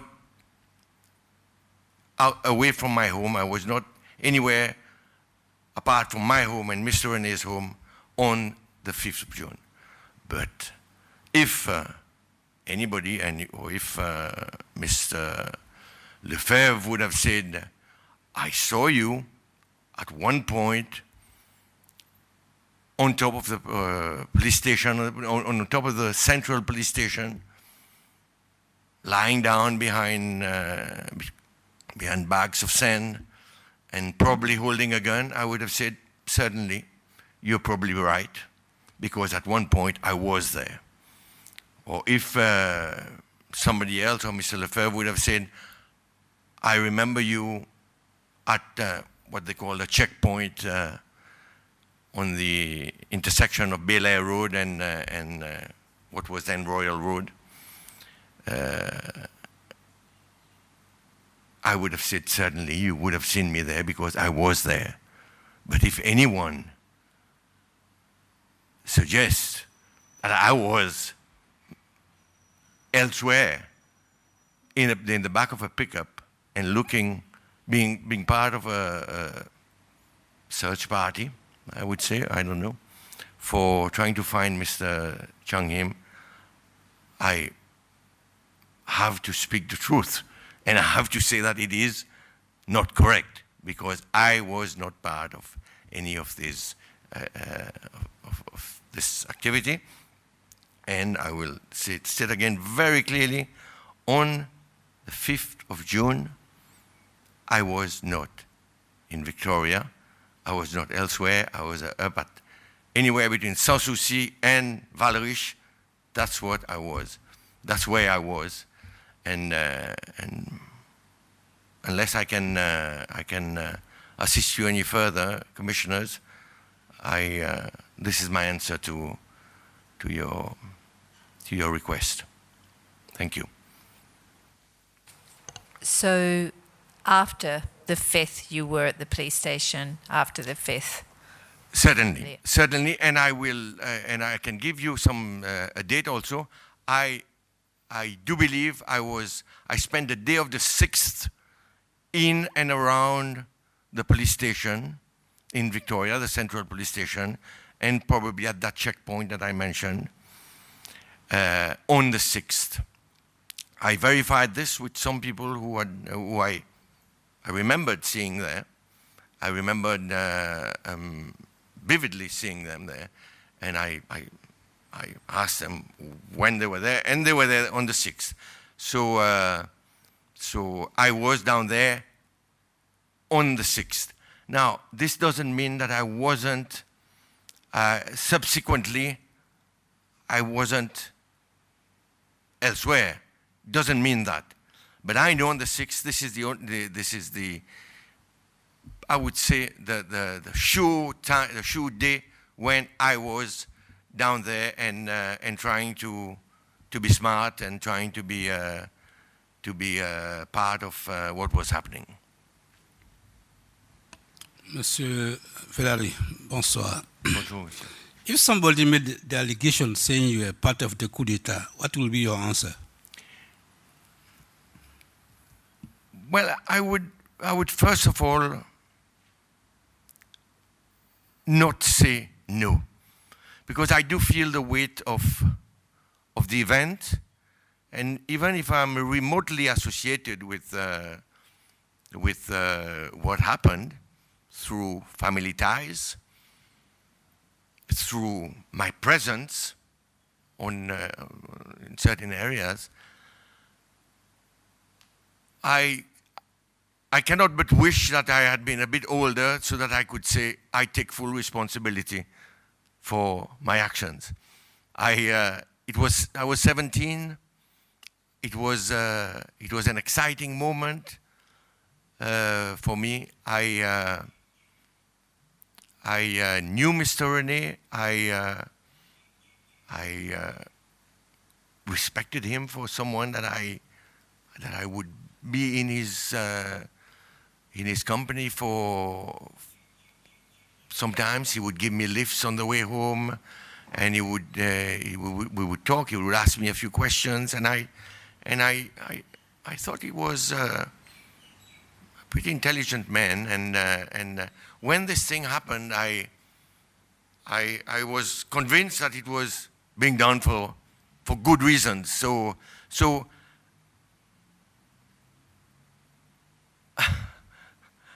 I don't know what else I can say, but in my mind, intellectually, maybe I feel I was part of it, but in practice, I was not part of it at all. Can I just ask if after, were you a member of the People's Militia? The People's Militia? Yes, I do. I went to train with them for 1 week. Can you explain to me a little bit about the People's Militia? What was their role? Well, I don't know when it was formally set up, but I know that a few months, maybe many weeks, but at least a few months after the coup d'état had taken place, there was a lot of talk of counter coups and the authorities had tried to assemble together a group of non-military persons who would be the eyes of the government all over the place, and who would be watching out for the enemies, like they would call them. They were a bunch of people from all walks of life. I remember, like I told you, going to training with a group in my house, my home, was considered to be as part of Porglo district. So we had to get into a huge truck, an old truck that would go up South Sea, pick up people along the way, take them to Porglo, and there be trained by, I don't remember. I remember well a person I know well, Mrs. Gamatis, who sometimes would take over the training and talk to us a little bit. But I don't remember who trained her. It didn't last long. I went to one session and probably a second one, and I thought, this is ridiculous. and What was the training? What sort of training was it? To listen, how to listen? Listening to warnings of enemies coming to attack Seychelles, and then military drills, left, right, and that for about an hour or two, and then go back home. And would they have arms, the People's Militia? No. No arms. Just military drills. Yeah, learn how to listen, what to watch out for. Well, maybe later they had arms, but initially they didn't. Honorable, when you talk about Mrs. Gamatis, was it the former MNA? The former MNA, yes. Okay. Yeah, Right. former MNA. On the day of a coup, when were you aware there was a coup? Well, when I woke up in the middle of the night, I tried to ask my father, why did you insist that I come home? And his answer was 2 or 3 times, just go to bed. Just go to bed. And you, Pierre? I suggest you go home. That was it. And well, I suppose my father was someone that you was a bit of a strong character, and you obeyed him. You had already went out without permission. That was bad enough. So I just, and in the house was were my sister and my younger brother. My mother was with my 2 elder sisters in Ireland. Mm-hmm. But you mean, when the radio was on, it is a bright new day. You were not aware there was a coup already? Oh, no, I was. You were? Yeah, that was 6 o'clock in the morning. Mm-hmm. And I suppose most of the actual fighting, because there was no more sounds of gunfire. Everything was finished. And if I may volunteer just one sentence that I remember, because I always asked who was X. I remember one phrase that Mr. René is saying in the walkie-talkie. Has X arrived? Has X arrived? That's what he said in Creole. Excuse me, commissioners, but est-ce qui X n'arrivé? So, and the rest, I don't know. I didn't know what a coup d'etat was. I wasn't too sure what was happening down there, but it sounded interesting. So interesting enough to keep me out of bed. So that's when I realized something was happening. And another thing I can volunteer is at some point it was still dark. I know it was still quite dark. There was a sound of a truck coming up the Sans-Souci road, and my parents' house, not too far from the main road, and we could hear the sound of the truck coming up in low gear, and then we saw the lights of a vehicle coming up, and Mr. René said, that must be Cyclone. If I really don't know what was happening there, but I saw this, so I can say that I saw this truck coming up. But what was in the truck, who drove it, I'm not sure, but I heard Mr. René say this. So I'm only repeating what I know and what I've heard. Were you able to identify X? No. There are all kinds of speculations, but I'm sure you don't want me to go into those. But I would think that X would have been a senior person in the organization, so. Unless you want to give me to give you a full list, but I don't think I should. So you're 17. You know, you weren't afraid at all of the gunfire that you could hear.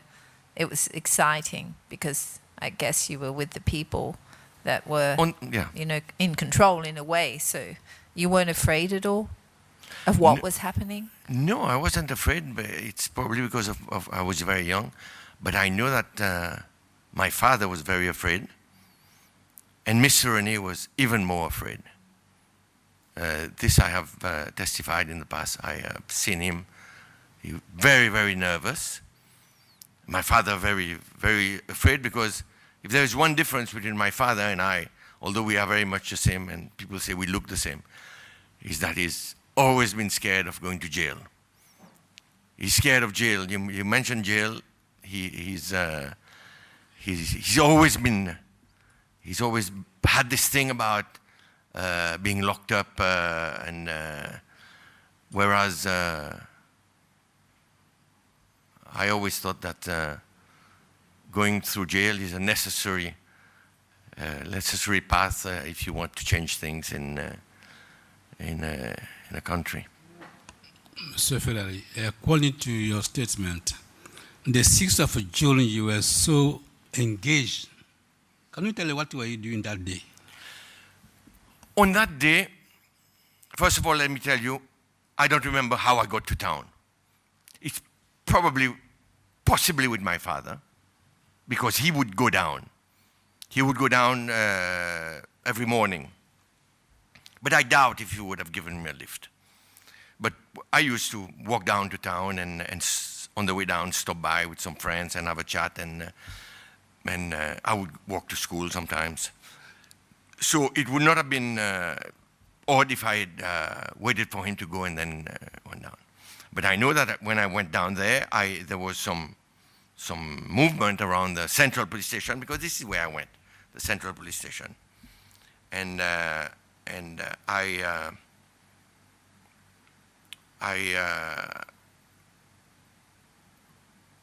most of the people there, I did not know them, because they were all older than me, and I'd never met them before, because they were not my friends. I didn't know them. I would say probably the only person apart from Mr. René himself, the Commissioner of Police, I knew him.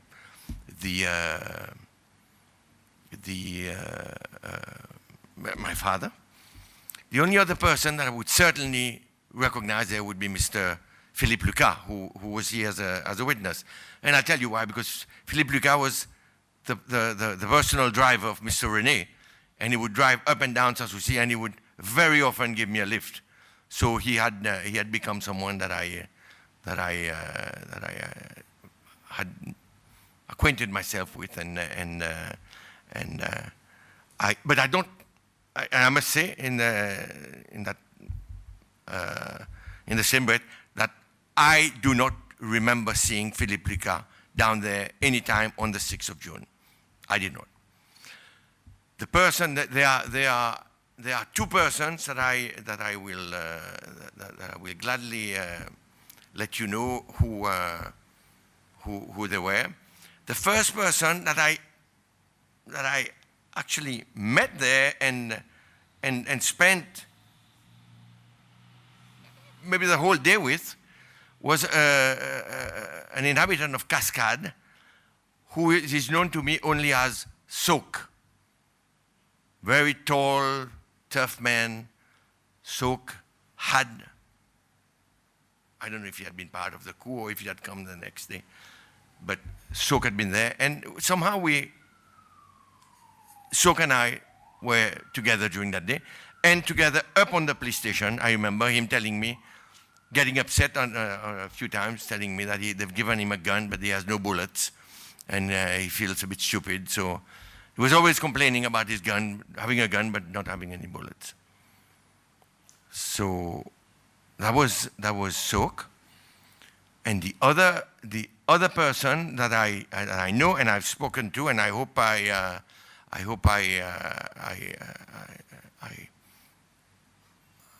don't drag him into this situation, but he was willing to tell me that he saw me down there, and I remember seeing him. And that person is called Ferari. And I'll tell you what the circumstances were. I was hanging around, and I saw Ferari, who I knew. I think he was an entrepreneur. He had been, I think, a taxi driver. He had a boat, or did he? Or it was a car hire business. He was a young businessman, and I saw him come, get out of a car, get into the station, and then 10 minutes later, walk away. And I might have, at that point, when he was walking away, said, "Hey, Ferari, what's up?" And he just dismissed me and got away, and left. He did not stay very long, but he remembers, because I spoke to him since then, and he says, "Of course, I remember you there," and equally I remembered him. The rest were foreign people. I didn't know them. After that, they got to be well-known people, either as military officers or otherwise. But on that day, that was, and I can tell you very, very briefly. The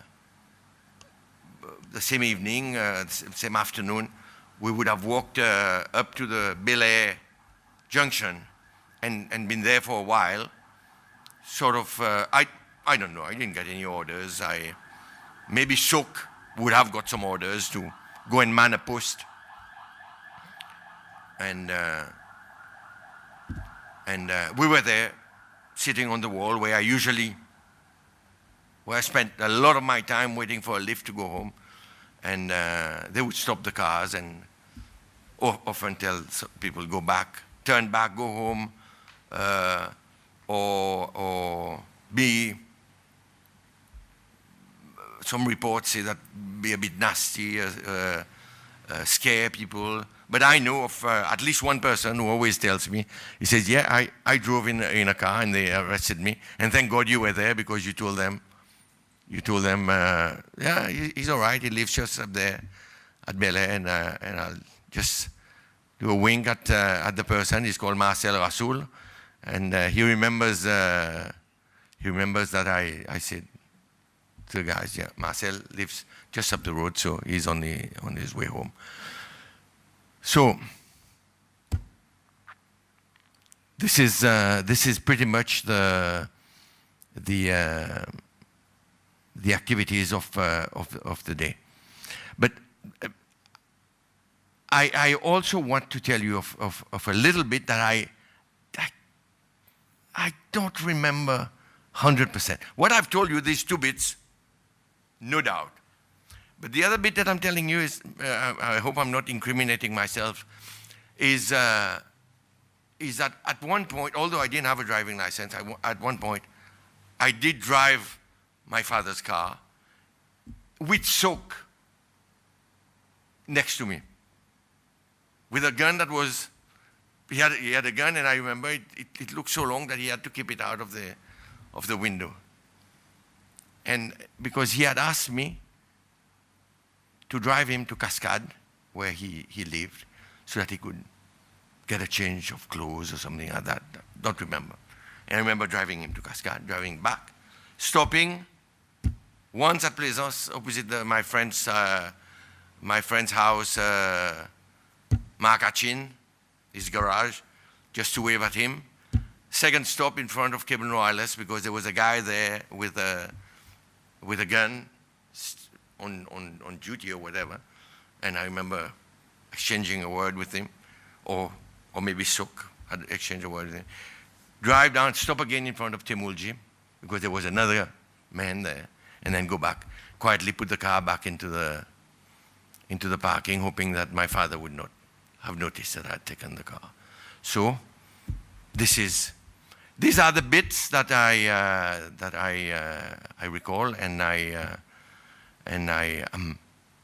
am, like I said at the beginning, I am happy to admit, not happy, I'm grateful for the opportunity to tell you where I was and what I did, and I would just like to tell everybody who comes here to make a statement that in spite of the pain, in spite of the hurt, in spite of everything, and I'm not trying to absolve any person who caused anything, even if me very remotely I would have caused the pain to someone, this exercise is about the truth. And I spent 3 years of my life working on setting up this Truth Commission as a member of the National Assembly. If I was coming here not to tell the truth, then it would have been better that I do not vote for this commission to be set up. I wanted the truth. I know it's hard. It's a bit hard on my father because he was more closely associated, and I feel his pain some days. But as long as it's about the truth, all of us should be able to live with it. Okay, let's concentrate on that, and I'm sure we'll have a process that is fine and that is generous for the future of Seychelles. Have you ever taken time to read the book of your father about Shangim? I have, yes. I have, and I've been listening to all the statements, and I don't know whether I should give an opinion on my father's book. I shouldn't, because like he says, it's his truth. It's what he recalls, and he could be wrong. Oh, he could certainly be wrong, especially on time, because now lately I'm beginning to realize that he's not getting his clock right. So, but that's his truth, and that's his responsibility. I would just say one thing to pursue my statement on the truth, is that I'm happy in a sense that my father was the first one to say his truth. And that's about 20 years ago. And now 20 years later, we're actually setting the whole thing in motion. So it's good. Look, if I say anything more, I'm going to give a value judgment on my father, and he knows how much I like him, so I don't think it's proper to say so now.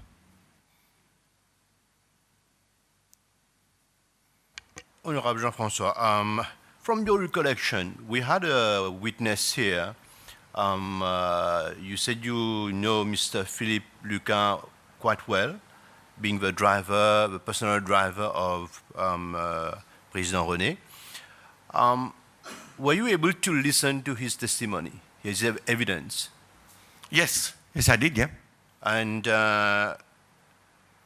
would you think that he has been telling us the whole truth and nothing but the truth? Bishop, I just put my hand on the Bible too. So I don't want to say something that I don't know about. There is only one thing that relates on the day of the coup that links me and Philippe Lucas. Philippe Lucas says that he left l'exil 10 minutes after Mr. René had left himself to go to town. I can only say I drove up with Mr. René. I spent some time at Mr. René's house. Before he left, I don't recall seeing Mr. Lucas up at the house. He might have been there, but I don't recall seeing him. I know him. I knew him. He was one of the people I knew best. So, but I don't recall seeing him. He could have been there. So it would be improper for me to tell the commission that that he was not there, that he is not being truthful, but the rest, the preparations for the coup, who went training, where, I have no idea. So I can't comment on that. So Mr. Luca was President René's driver, and he stayed in that function after the coup d'etat? No, after the coup d'etat, he became first, I think, an army captain, and ended his career as an army major. So he was already a military person, military-trained person. Sorry, don't answer that. Sorry. Mr. Ferrari, good afternoon. Good afternoon, madam. I just have a simple question for you. Yeah. Do you know how to use a gun? I've never used a gun. Never use one? I've never used a gun, no. I suppose I would. Yeah, there's something called a trigger, and you press that, but I have never used a gun. I don't know. My father had a gun at one point. Not in the coup d'etat, sorry. Before that, so many people had shooting guns, to shoot bats and things like that. So back then, but I don't recall. I recall going accompanying Mr. René shooting bat up at Sans Souci. But I never held a gun. It wasn't my thing. Thank you. Not even as a member of the militia, you have never. No. Certainly not. No, not in that. Like I told you, it would have lasted 1 week, and in 1 week maybe 2 sessions. I was still at school, and I remember one of the first sessions would have been late in the afternoon on a school day, and maybe another session on a weekend. I was at school, and in any event, my mother didn't approve, so I had to. So it's correct to say you have never touched a gun in your life? This is a this is a trip question, isn't it? I don't know. I would have picked up a gun here and put it there and looked at the gun. But to hold a gun and to fire the gun, and no. Certainly, my answer is clearly no.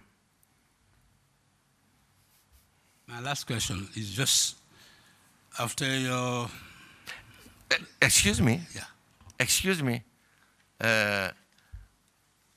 Except that I did tell you that on the day of the coup, up on the central police station, I would have touched a gun. Yes, sorry, I was fixing in militia and things like that, but I beg your forgiveness on that. I did say so, and I maintain that I would have held a gun and played around with it maybe and pointed it down to some people down in the street. Was it on the day of the coup? Earlier you said you didn't come to town on the... No, it wasn't on the day of the coup. It was on the 6th of June.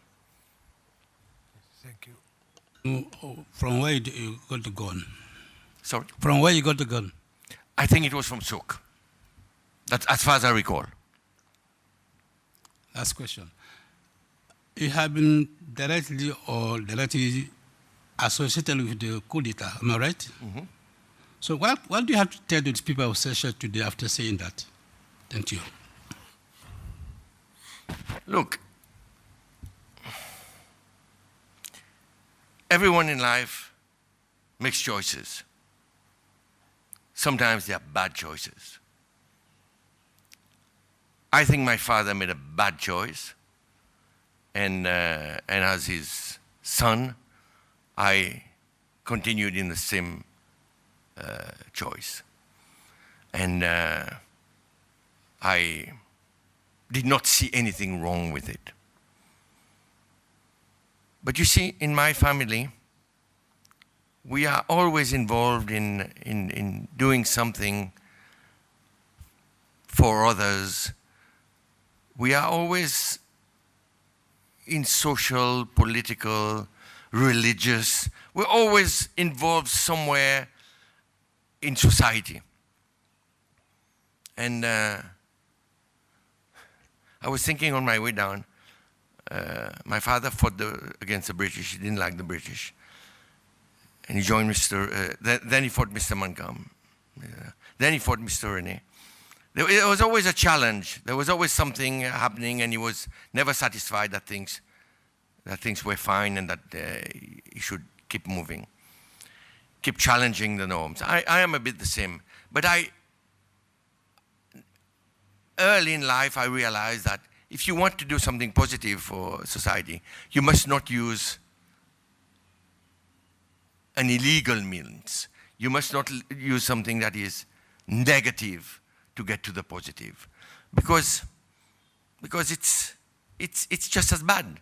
It's just as bad as what you're trying to do. That is why I spent the last 30 years of my life plodding on and trying to bring changes, which I think would be good for this country. That's my opinion. In a legal manner, staying close to the law and respecting the law, challenging the law, certainly challenging the law, and I've never been shy of that. But I must say I am a bit ashamed that I'm a bit remotely associated with the coup d'etat, especially since I think that it was not necessary. I am one of those people who really think that Mr. Albert René would have won the next elections. But maybe he was too much in a hurry. But I realized that it was really something that was completely bad when I went to university 2 years later, and I was proudly telling my colleagues at university that we have a very progressive socialist system in Seychelles, and they all laughed at me. And they all laughed and said, well, there's nothing socialist, there's nothing progressive, there's nothing democratic with what you're doing. You're completely wrong. And it was a bit embarrassing. So soon enough I realized that it's not appropriate. So I don't want to talk too much, to say too much, but in answer to your question,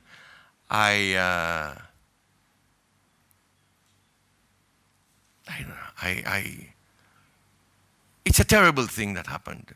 It's a terrible thing when you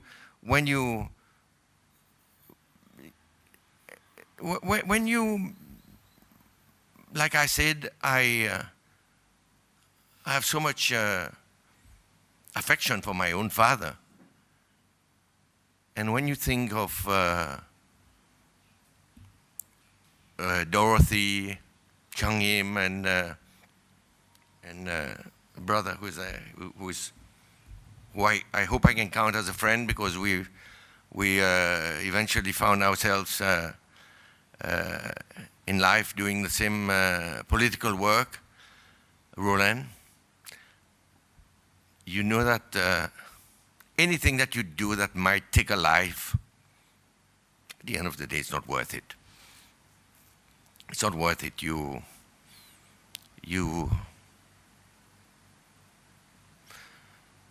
spend your time regretting, and one of the reasons why this commission is important, and I've heard Madam Chairperson say it, is that it hopefully will allow for people like me to say what I'm saying now, and I hope the Commission knows that I've not only been summoned here as a witness, but I also have asked to be heard on another case. So these are moments that I believe are important for us who were on the other side of it was the right side then, and for 42 years it remained the right side, and now suddenly we're on the wrong side of history, and it's not a good feeling. So I just hope it never happens again in our country.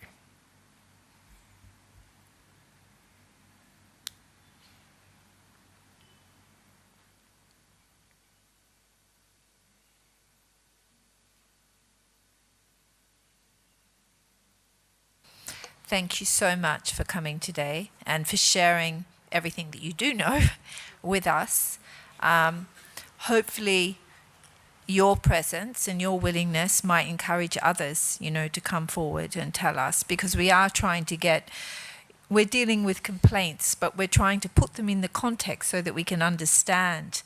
Because a lot of people, especially people that were victimized, want to know why me, right? Why was I singled out? So there might be no logical answer to that, but we want to try and find out, as much information as you can.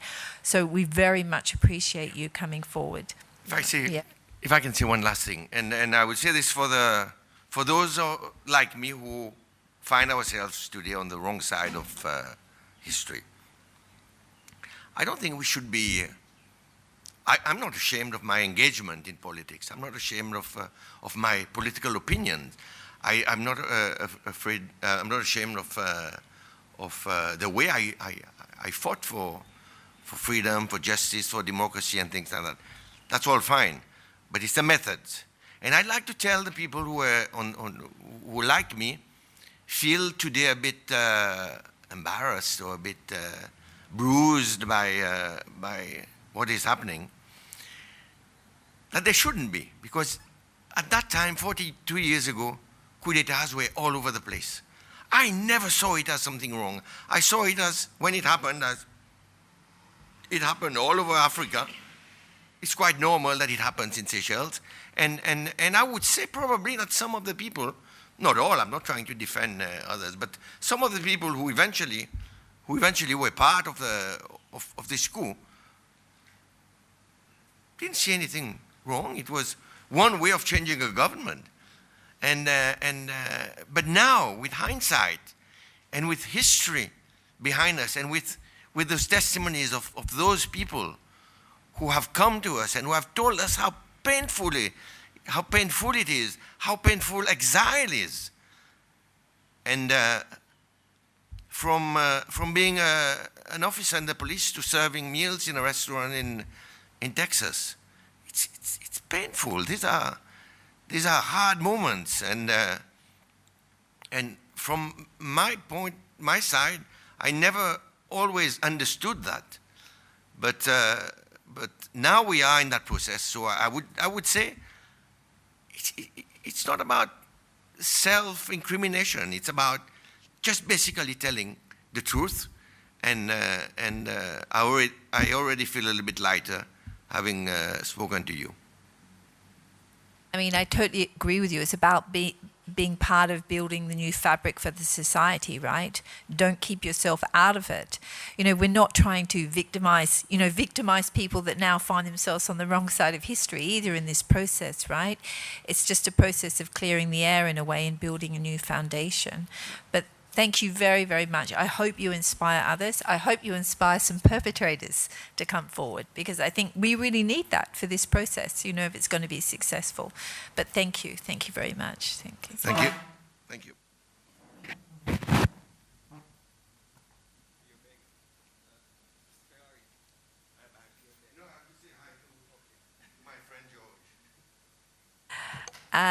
I think we're just going to call the next witness and see if they're here. Dawson, Sinon. Dawson, Sinon. Yeah. All right, I don't know him. Okay. Hello, another one to clear the record. Shall we have some drinks? Okay. I, Mr. Dawson Sinon, Mr. Dawson, Sinon, do swear to tell the truth, do swear to tell the truth, the whole truth, and nothing but the truth. nothing but the truth. So help me God. Help me God.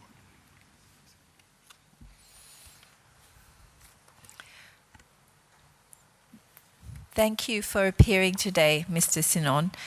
The reason we called you is during evidence we heard last week, you were identified as a person who was with Davidson Shanghim at Marcel Zatz's shop when allegedly Davidson Shanghim was taken.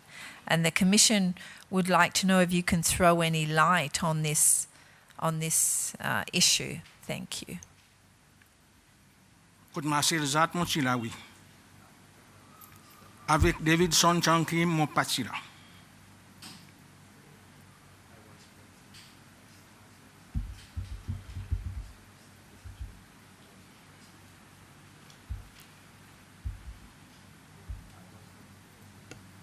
Ou capable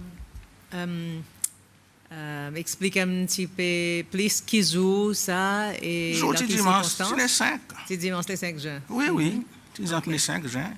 On se vient là un peu tard, moi, après dans peut-être 8h30, 9h. À cause, moi, je suis un technicien contre Radio Cécile Salitan. Mais mon ouvrage dans dimanche, c'est Al contre la messe. Al fait la messe. Aïe, moi, je fais anglican ou soit catholique. À Salitan, moi, je fais tous les deux. Pas recordé. Mon méthode de la radio, on est. Moi, qu'on peut faire? Si on ne peut pas faire anglican comme il est là, à cause anglican, mon niveau qui est là-bas. Non, moi, je peux faire catholique seulement, pour le moment. Parce qu'à l'état, il y a du monde, après, je peux sortir. Je peux vivre, on ne peut pas besoin.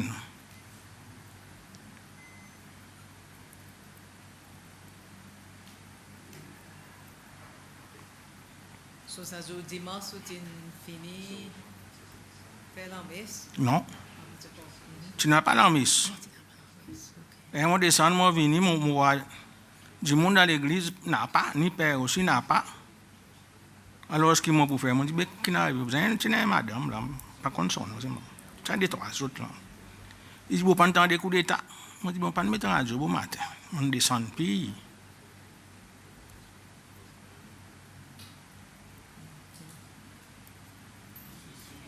Tu connais vous-même M. Shanghim bien comme ça? Shanghim? Mon grand dallon. Mon grand dallon. Il pas juste mon dallon, mon grand dallon, pour dire. Et si mon travaille contre Radio Cécile, c'est grâce à Shanghim. Il qui encourage moi venir là. À cause lui, c'est déjà technicien, c'est un part-time basis, ça coûte dans son atelier, tu travailles. Mais nous si tant bien, il te dit que moi, qu'on pas venir là. So, avant le coup d'État et après coup ça joue, c'est pas nous aller. Définitivement non, je suis content de aller. Je ne pas aller pour quelle raison je ne pas connais. Je crois bon Dieu qui fait ça. Il pas de moi aller du tout. À cause de l'air, je suis venu, je peux dire, je sorti de l'église, On passe à Pio Frère, nous supposons aller un pique-nique. Maman y a Pio Frère, nous tous maman. Là nous passe là, maman il a dit Dawson nous pas y aller. C'est un frère mieux là des trois. Un des trois, man dit maman quoi me dit non, tout ça ban catchité, moi pour non, mais bien ban qui moi aussi. Par exemple, on cause exotique un bon pile temps après qu'il fallait en hiver, time ça l'étant pas si important pour moi. Les gens finissent là, les gens montent, les gens le dimanche montent là pour masser les autres. Oui, propriété pour masser les autres. Mais la boutique, pas pour masser les autres. La boutique, tu prends du monde qui appelle Jackie Malao. Le petit shopkeeper là. Propriété, oui, il pour masser les autres.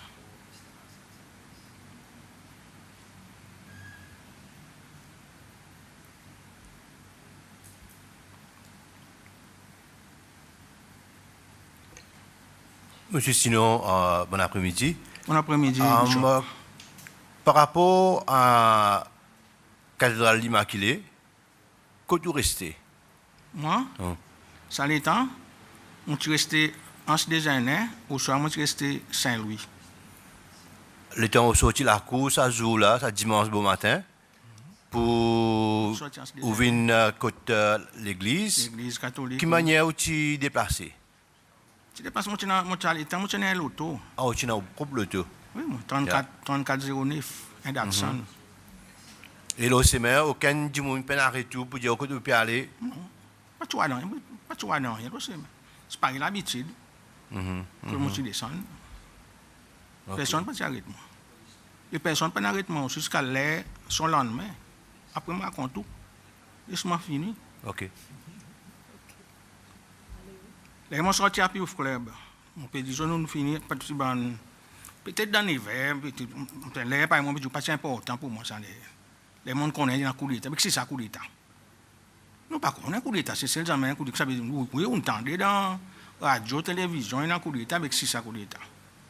Il dit, le gouvernement, sont quand même saviré. De toute façon, mon tapis, je l'ai dit, qui, par exemple, peut dire, personne ne peut l'arrêter. Les gens sont en dedans. Là-bas, je dis, mais Dawson, vous pouvez m'arracher. Je dis, à cause. Il dit, coup d'État, je dis, mon temps là, quand tu as pu faire, je suis pas là. On était en dedans, je suis assisé, nous causer. Là, je dis, moi, pour dire, je dis, mon peut road son. Tu ne peux pas roder son. Ben, je dis, pour faire quoi? Pour arrêter, pour moi, pas de rien. Vous pouvez faire coup d'État, vous pouvez arrêter, je dis, vous arrêter. Je dis, je dis, si Jackie, c'est ma défense Gilbert qu'on fait. Il dit, il prête l'auto Jackie dans le côté taille la partie. Il prend l'auto dans le côté taille la partie. On dit, il est drôle, il connaît un coup d'État, il peut rouler. Plutôt rapporter. Comme ça. Ok. Mon ban zami, par exemple, pour moi, tu n'as pas rien. Pour moi, tu n'as pas rien sérieux. On passe jamais quoi, je ne parle tout le temps. Jamais. Nous assisons là, nous causons, nous boisons la bière, par mon habitude. Pour moi, descendre encore, mon mari, c'est pas tout le monde passe. C'est moi, l'état, moi, je peux assiser. Quand j'ai un kilo miraille, j'ai la boutique qui me fait réellement. Nous pouvons boire en dedans. Je m'y passe dans ces mecs, tu as un bouc appelé Kassimbe. Et qu'un fusil dans les épaules, il monte et descend. Parce que nous n'avons rien, tu as des temps à nous. Tu as Jackie même, tu as des fins Gilbert qu'on fait, tu as mon quoi. On peut nous. Donc, elle dit, mon encore vivant, encore là avec moi, c'est. Qui me rappelle, hein? C'est John, pas John, je m'appelle Volser. Volser, il est là, lui aussi, ça l'est. Les autres, ça l'est, on dit, mon encore. Ça ne passe jusqu'à dans 11h midi, et on dit, mon t'es mal mangé. On a allé, on a mangé, on retourne encore. Personne ne peut arrêter, mon Dieu. On vient là, que nous causer. Après, on a allé, on a le bonhomme même si en bas. C'est un bonhomme démocratique.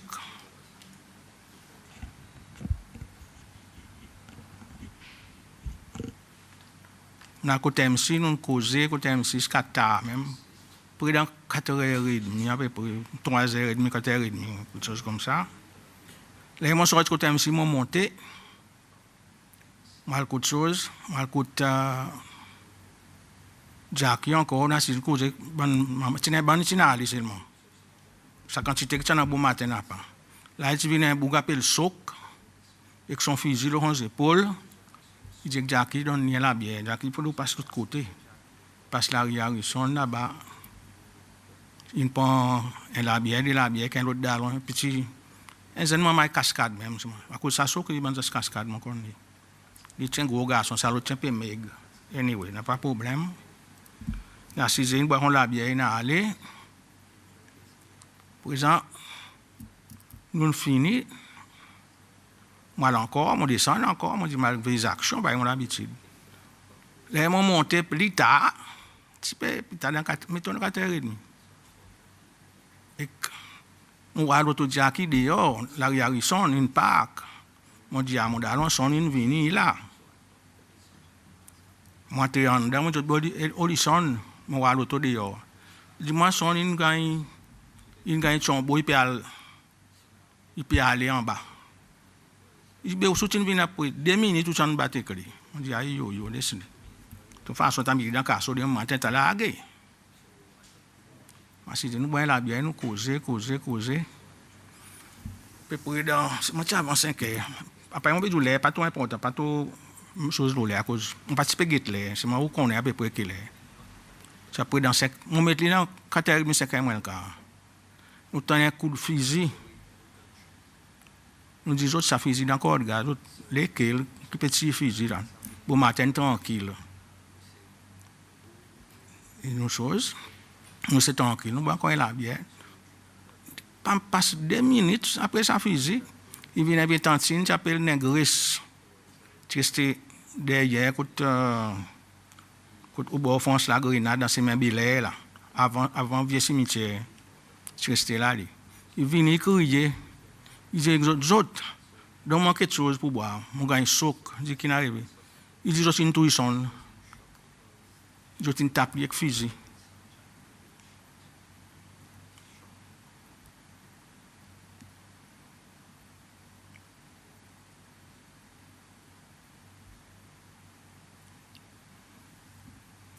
Là, comment nous une chose, nous entendons sa nouvelle. Moi, je dis, les affaires pas pour bon. Car c'est un son fusil à l'air pour commencer à faire bruit. Mon petit taillé. Mon petit la vérité, mon petit taillé. Pour monter, mon petit Saint-Louis, moi. Pour que ça ne pas descendre encore, fini.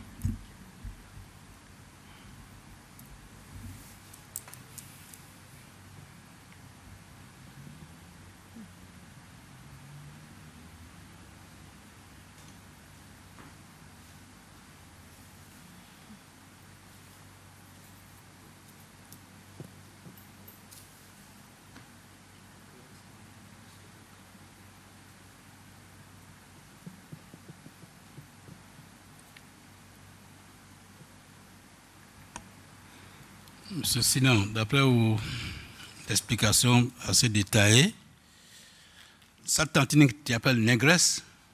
Son nom, on connaît négresse, pas vraiment son nom, qui sont si hâtis. Mais négresse, pas son nom. Oui, c'est un petit nom qui nous donne comme ça. C'est vieux. Lui qui divine annonce la mort sonne. Oui, c'est une touille sonne. C'est un tout qui dit. C'est une touille sonne, donne quelque chose à boire. Après, là, il finit de dire ça, il est allé ou bien. Non, il boit là. Où taille, on allait au sein. Mais moi, pour rester là. Mon sauvé. Mais tu as l'air qu'à Saint-Béa monter avec son physique, à Saint-Béa, que toi d'être en physique. Ça, c'est une réaction. Là, où tu sonnes, où taille où aller. Là, ça madame dit, oui, je ne sais pas si on est si sonne qui gagne short. Ça, on ne pas pour connaître. Mon modèle là. Ça madame qui me dit, négresse qui me dit, non. Pas dit moi, dit nous, qui est là. Là, je dis dans la case, bien je dis dehors. Là, tu dis ça. Quand il était là, il est là, la rentrée. Nous sommes sortis de la boutique, nous sommes dans la case Jackie. Nous sommes boire la boutique, tu fermes, ou peut-être on doit ouvrir la boutique, tu dis ferme la boutique, coup d'étape, on doit ouvrir la boutique. La boutique, tu fermes. Nous sommes dans, nous sommes sur le mirail, tu fermes, nous sortis sur le mirail dehors. Nous sommes là. Négocier, ouvert, bah, oui, taillé. Négocier habitué là, seulement. Mon dernier point, ça, tu es assez brave. Vous montez, descend. Qui tu as raisonnement derrière ça? Juste Marseille, Lévini? Mauvaise action. Avec actions? Il y a tellement d'actions pour veiller alors? Mauvaise action.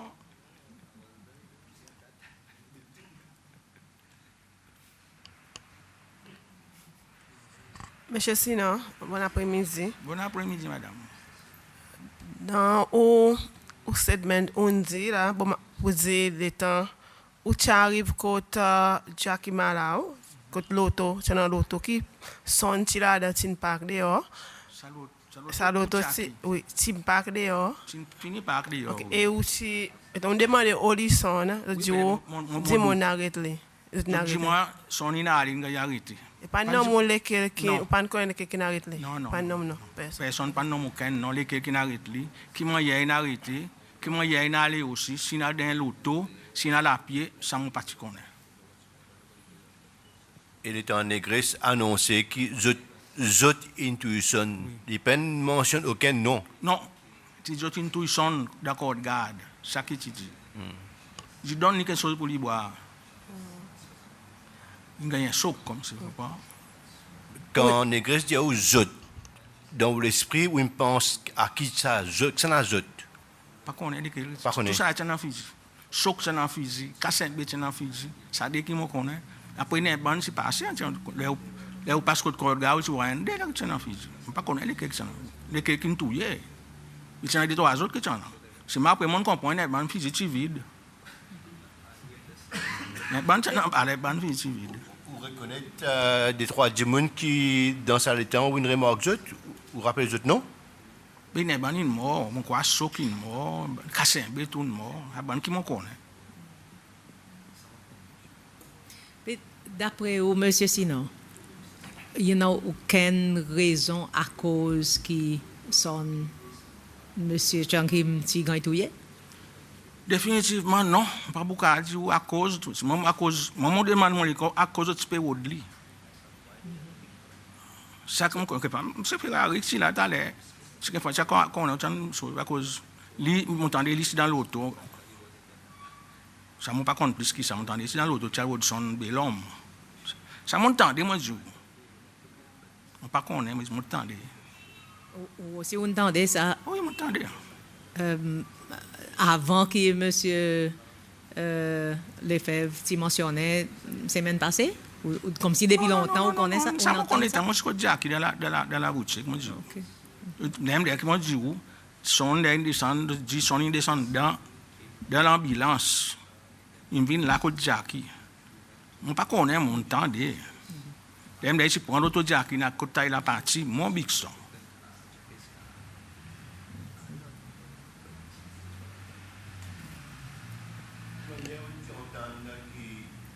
Alors, combien tu entends que M. Jean-François Ferrari de transport lui aussi? Non, ça m'entend le radio. Le radio? Tu n'as dit que tu peux causer, m'entend le radio.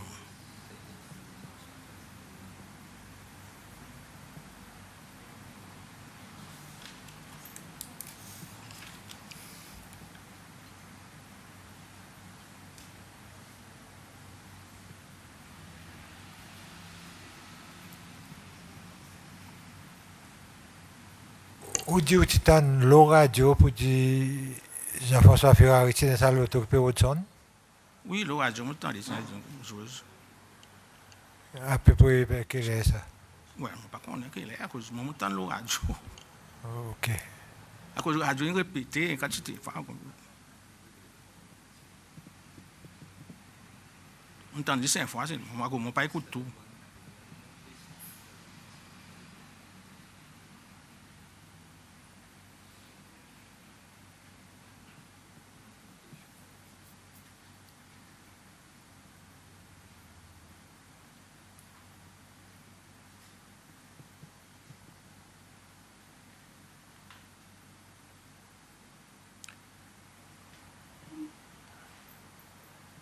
Est-ce qu'ils dans ce temps-là, radio, tu peux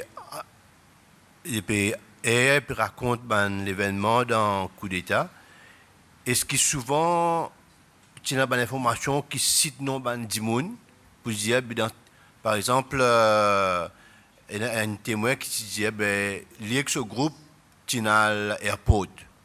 Est-ce qu'il y a une radio qui rapportait, ben, cas, que tu as un groupe de monde peut déplacer pour un ouvrage spécial, et si radio, ça, les temps là, radio qui annoncé? Non, ça m'a pas entendu. Moi, pas écoute tout ça, man, ça fait. Moi, écoutez, les mon a des temps, écoutez, moi, écoutez. Comment on n'est pas programme pour moi, écouter? Ça m'a déjà fait, il finit passer. Ne ban moi connaît, pas moi peut dire, on vient à compte tout. Chaque monde connaît. À quoi moi écoute encore? Il est important ce qui vous peut dire, M. Sinon, hein, où on va serment et où dire qu'il y a une tonne de radio qui mentionne non, M. Jean-François Ferrari, qui a Chalbilon, Dawson, c'est tout.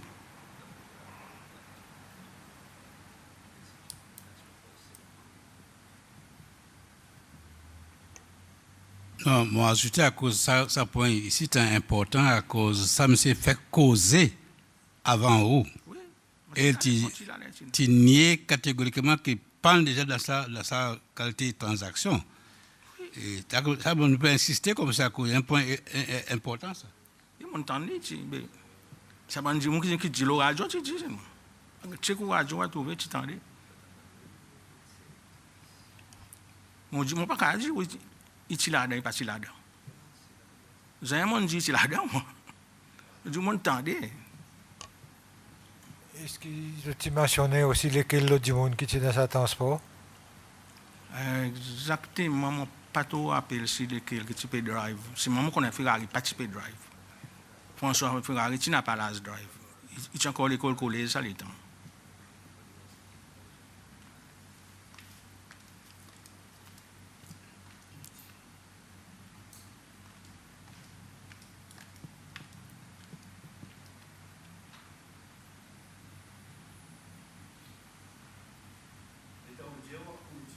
Une radio qui a annoncé. Est-ce que c'était Radio Cécile ou bien Radio la police servie? Non, pas Radio Bambou. Radio Cécile, tu fais. Radio Cécile? Oui. C'est un monde que tu peux causer là. Il y a des gens qui viennent faire un témoignage là. Monsieur Sinon, on peut dire nous, ça compte dans radio Tizou, coup d'état, coup de temps annoncé pour dire Jean-François dans le transport. Non, on fait temps là, dans la savane. Oui. C'est un monde qui check ou radio, quelqu'un monde brillé de quelqu'un qui dit. C'est maintenant du monde qui dit. Un éclaircissement. Ça qui entendait pas Tizou, coup d'état. Tu as une radio, une station radio récemment ou bien? On pas trop clair. Radio CC, là, des 3 jours passés. Ah, ok. Dans la commission ici. Ça qui dit de la commission ici. Hein? Dans la commission ici. Oui, des 3 jours passés. Ok, donc ça qu'on avait clarifié. On avait clarifié. Parce que dans la télévision, on ça figure. C'est maintien garde. Ok. Tu dis, tu déjà garde. Ok, tu avais clarifié qu'ils sont les temps. Si, ok, merci. À des 3 jours.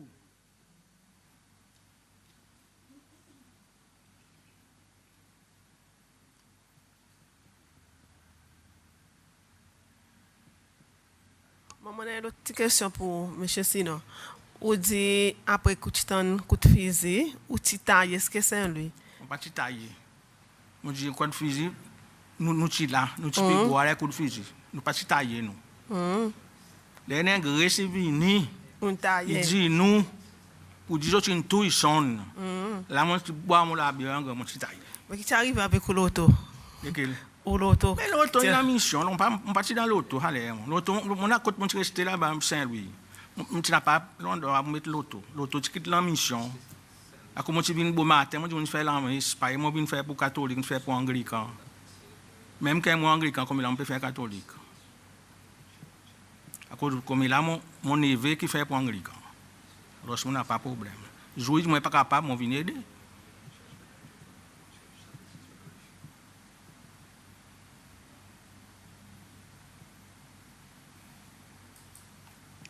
Qu'est-ce que tu as de mon auditeur comprendre un petit peu mieux si vous donnez une petite explication côté Happy Youth Club GT et côté MC était côté Jackie Malau, c'était parce que pour bonne qui pas connaît, mon cas dit autres, ça y est, il y a des histoires qui ont amassé 3-4 fois d'un beau matin, il paie. En tous les cas, on connaît tout le monde connaît l'église cathédrale catholique était. Oui. Quelquefois, puis, il ne pas connaître. C'est parce que je dis, club frère mieux, tout le monde connaît côté était. MC, quelquefois, pas connaît MC longtemps mort. MC, c'est d'accord, c'est mon big stone. Comment on finit workshop catholique ou à boutique MC, il a la rivière. Mais sinon, titre, c'est pas derrière. OK? Sous les comptes bien, par exemple, il y a un couvent Saint-Joseph, là, MC, l'autre côté. C'est Saint-Joseph, il côté gauche, là, on peut monter, MC, côté droite. Côté là. Moi, pour moi, monter Jackie, il restait là, royal. Ça, il est là, là, comme il a une révolution, je ne sais pas quelle révolution est arrivée. Seulement, il est là, royal. OK? Vis-à-vis, chose. Je m'appelle Semen Belair. Quand on a un vieux cimetière là, Belair. Pas Belair, ou bien là, sous marque, Semen Belair, sous marque, là, pour tomber dans la boutique Jackie. La boutique Marcelzat, le croisé Semen. Marcelzat. Seulement Jackie qui est là, Marcelzat, c'est fini avec la boutique. Oui, mais le croisé Semen, la rue Royale, par exemple, avec la rue Harrison. La rue Harrison, il est là, oui. Lui, la boutique Marcel, pour dire Marcel Zat, il est la rue Royale et la rue Harrison. Oui. Ça veut dire pas du monde qui peut marcher, il n'a pas grand affaire pour lui marcher. Il n'a pas grand affaire pour marcher. Mais quand il y a des gens, il peut marcher, sortir de l'église catholique, il marche, il vient là.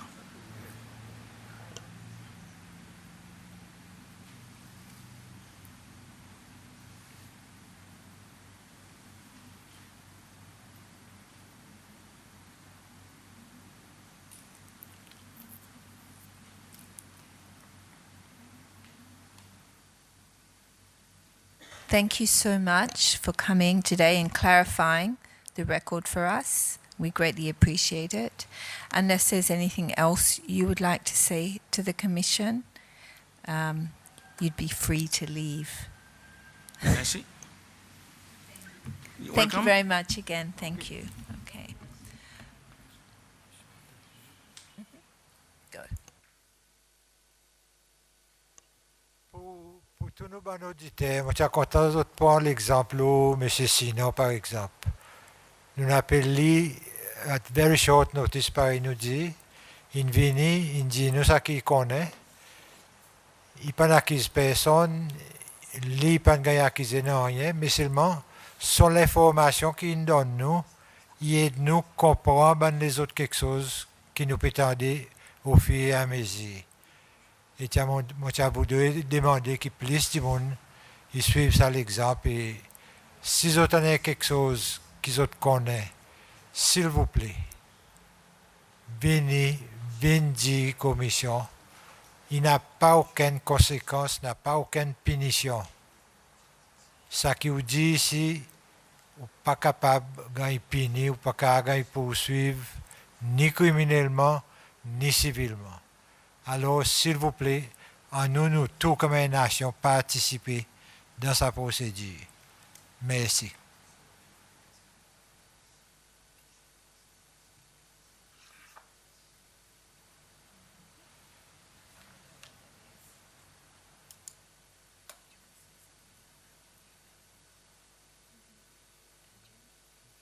Yeah. Okay, thanks very much. So that concludes our hearings for today.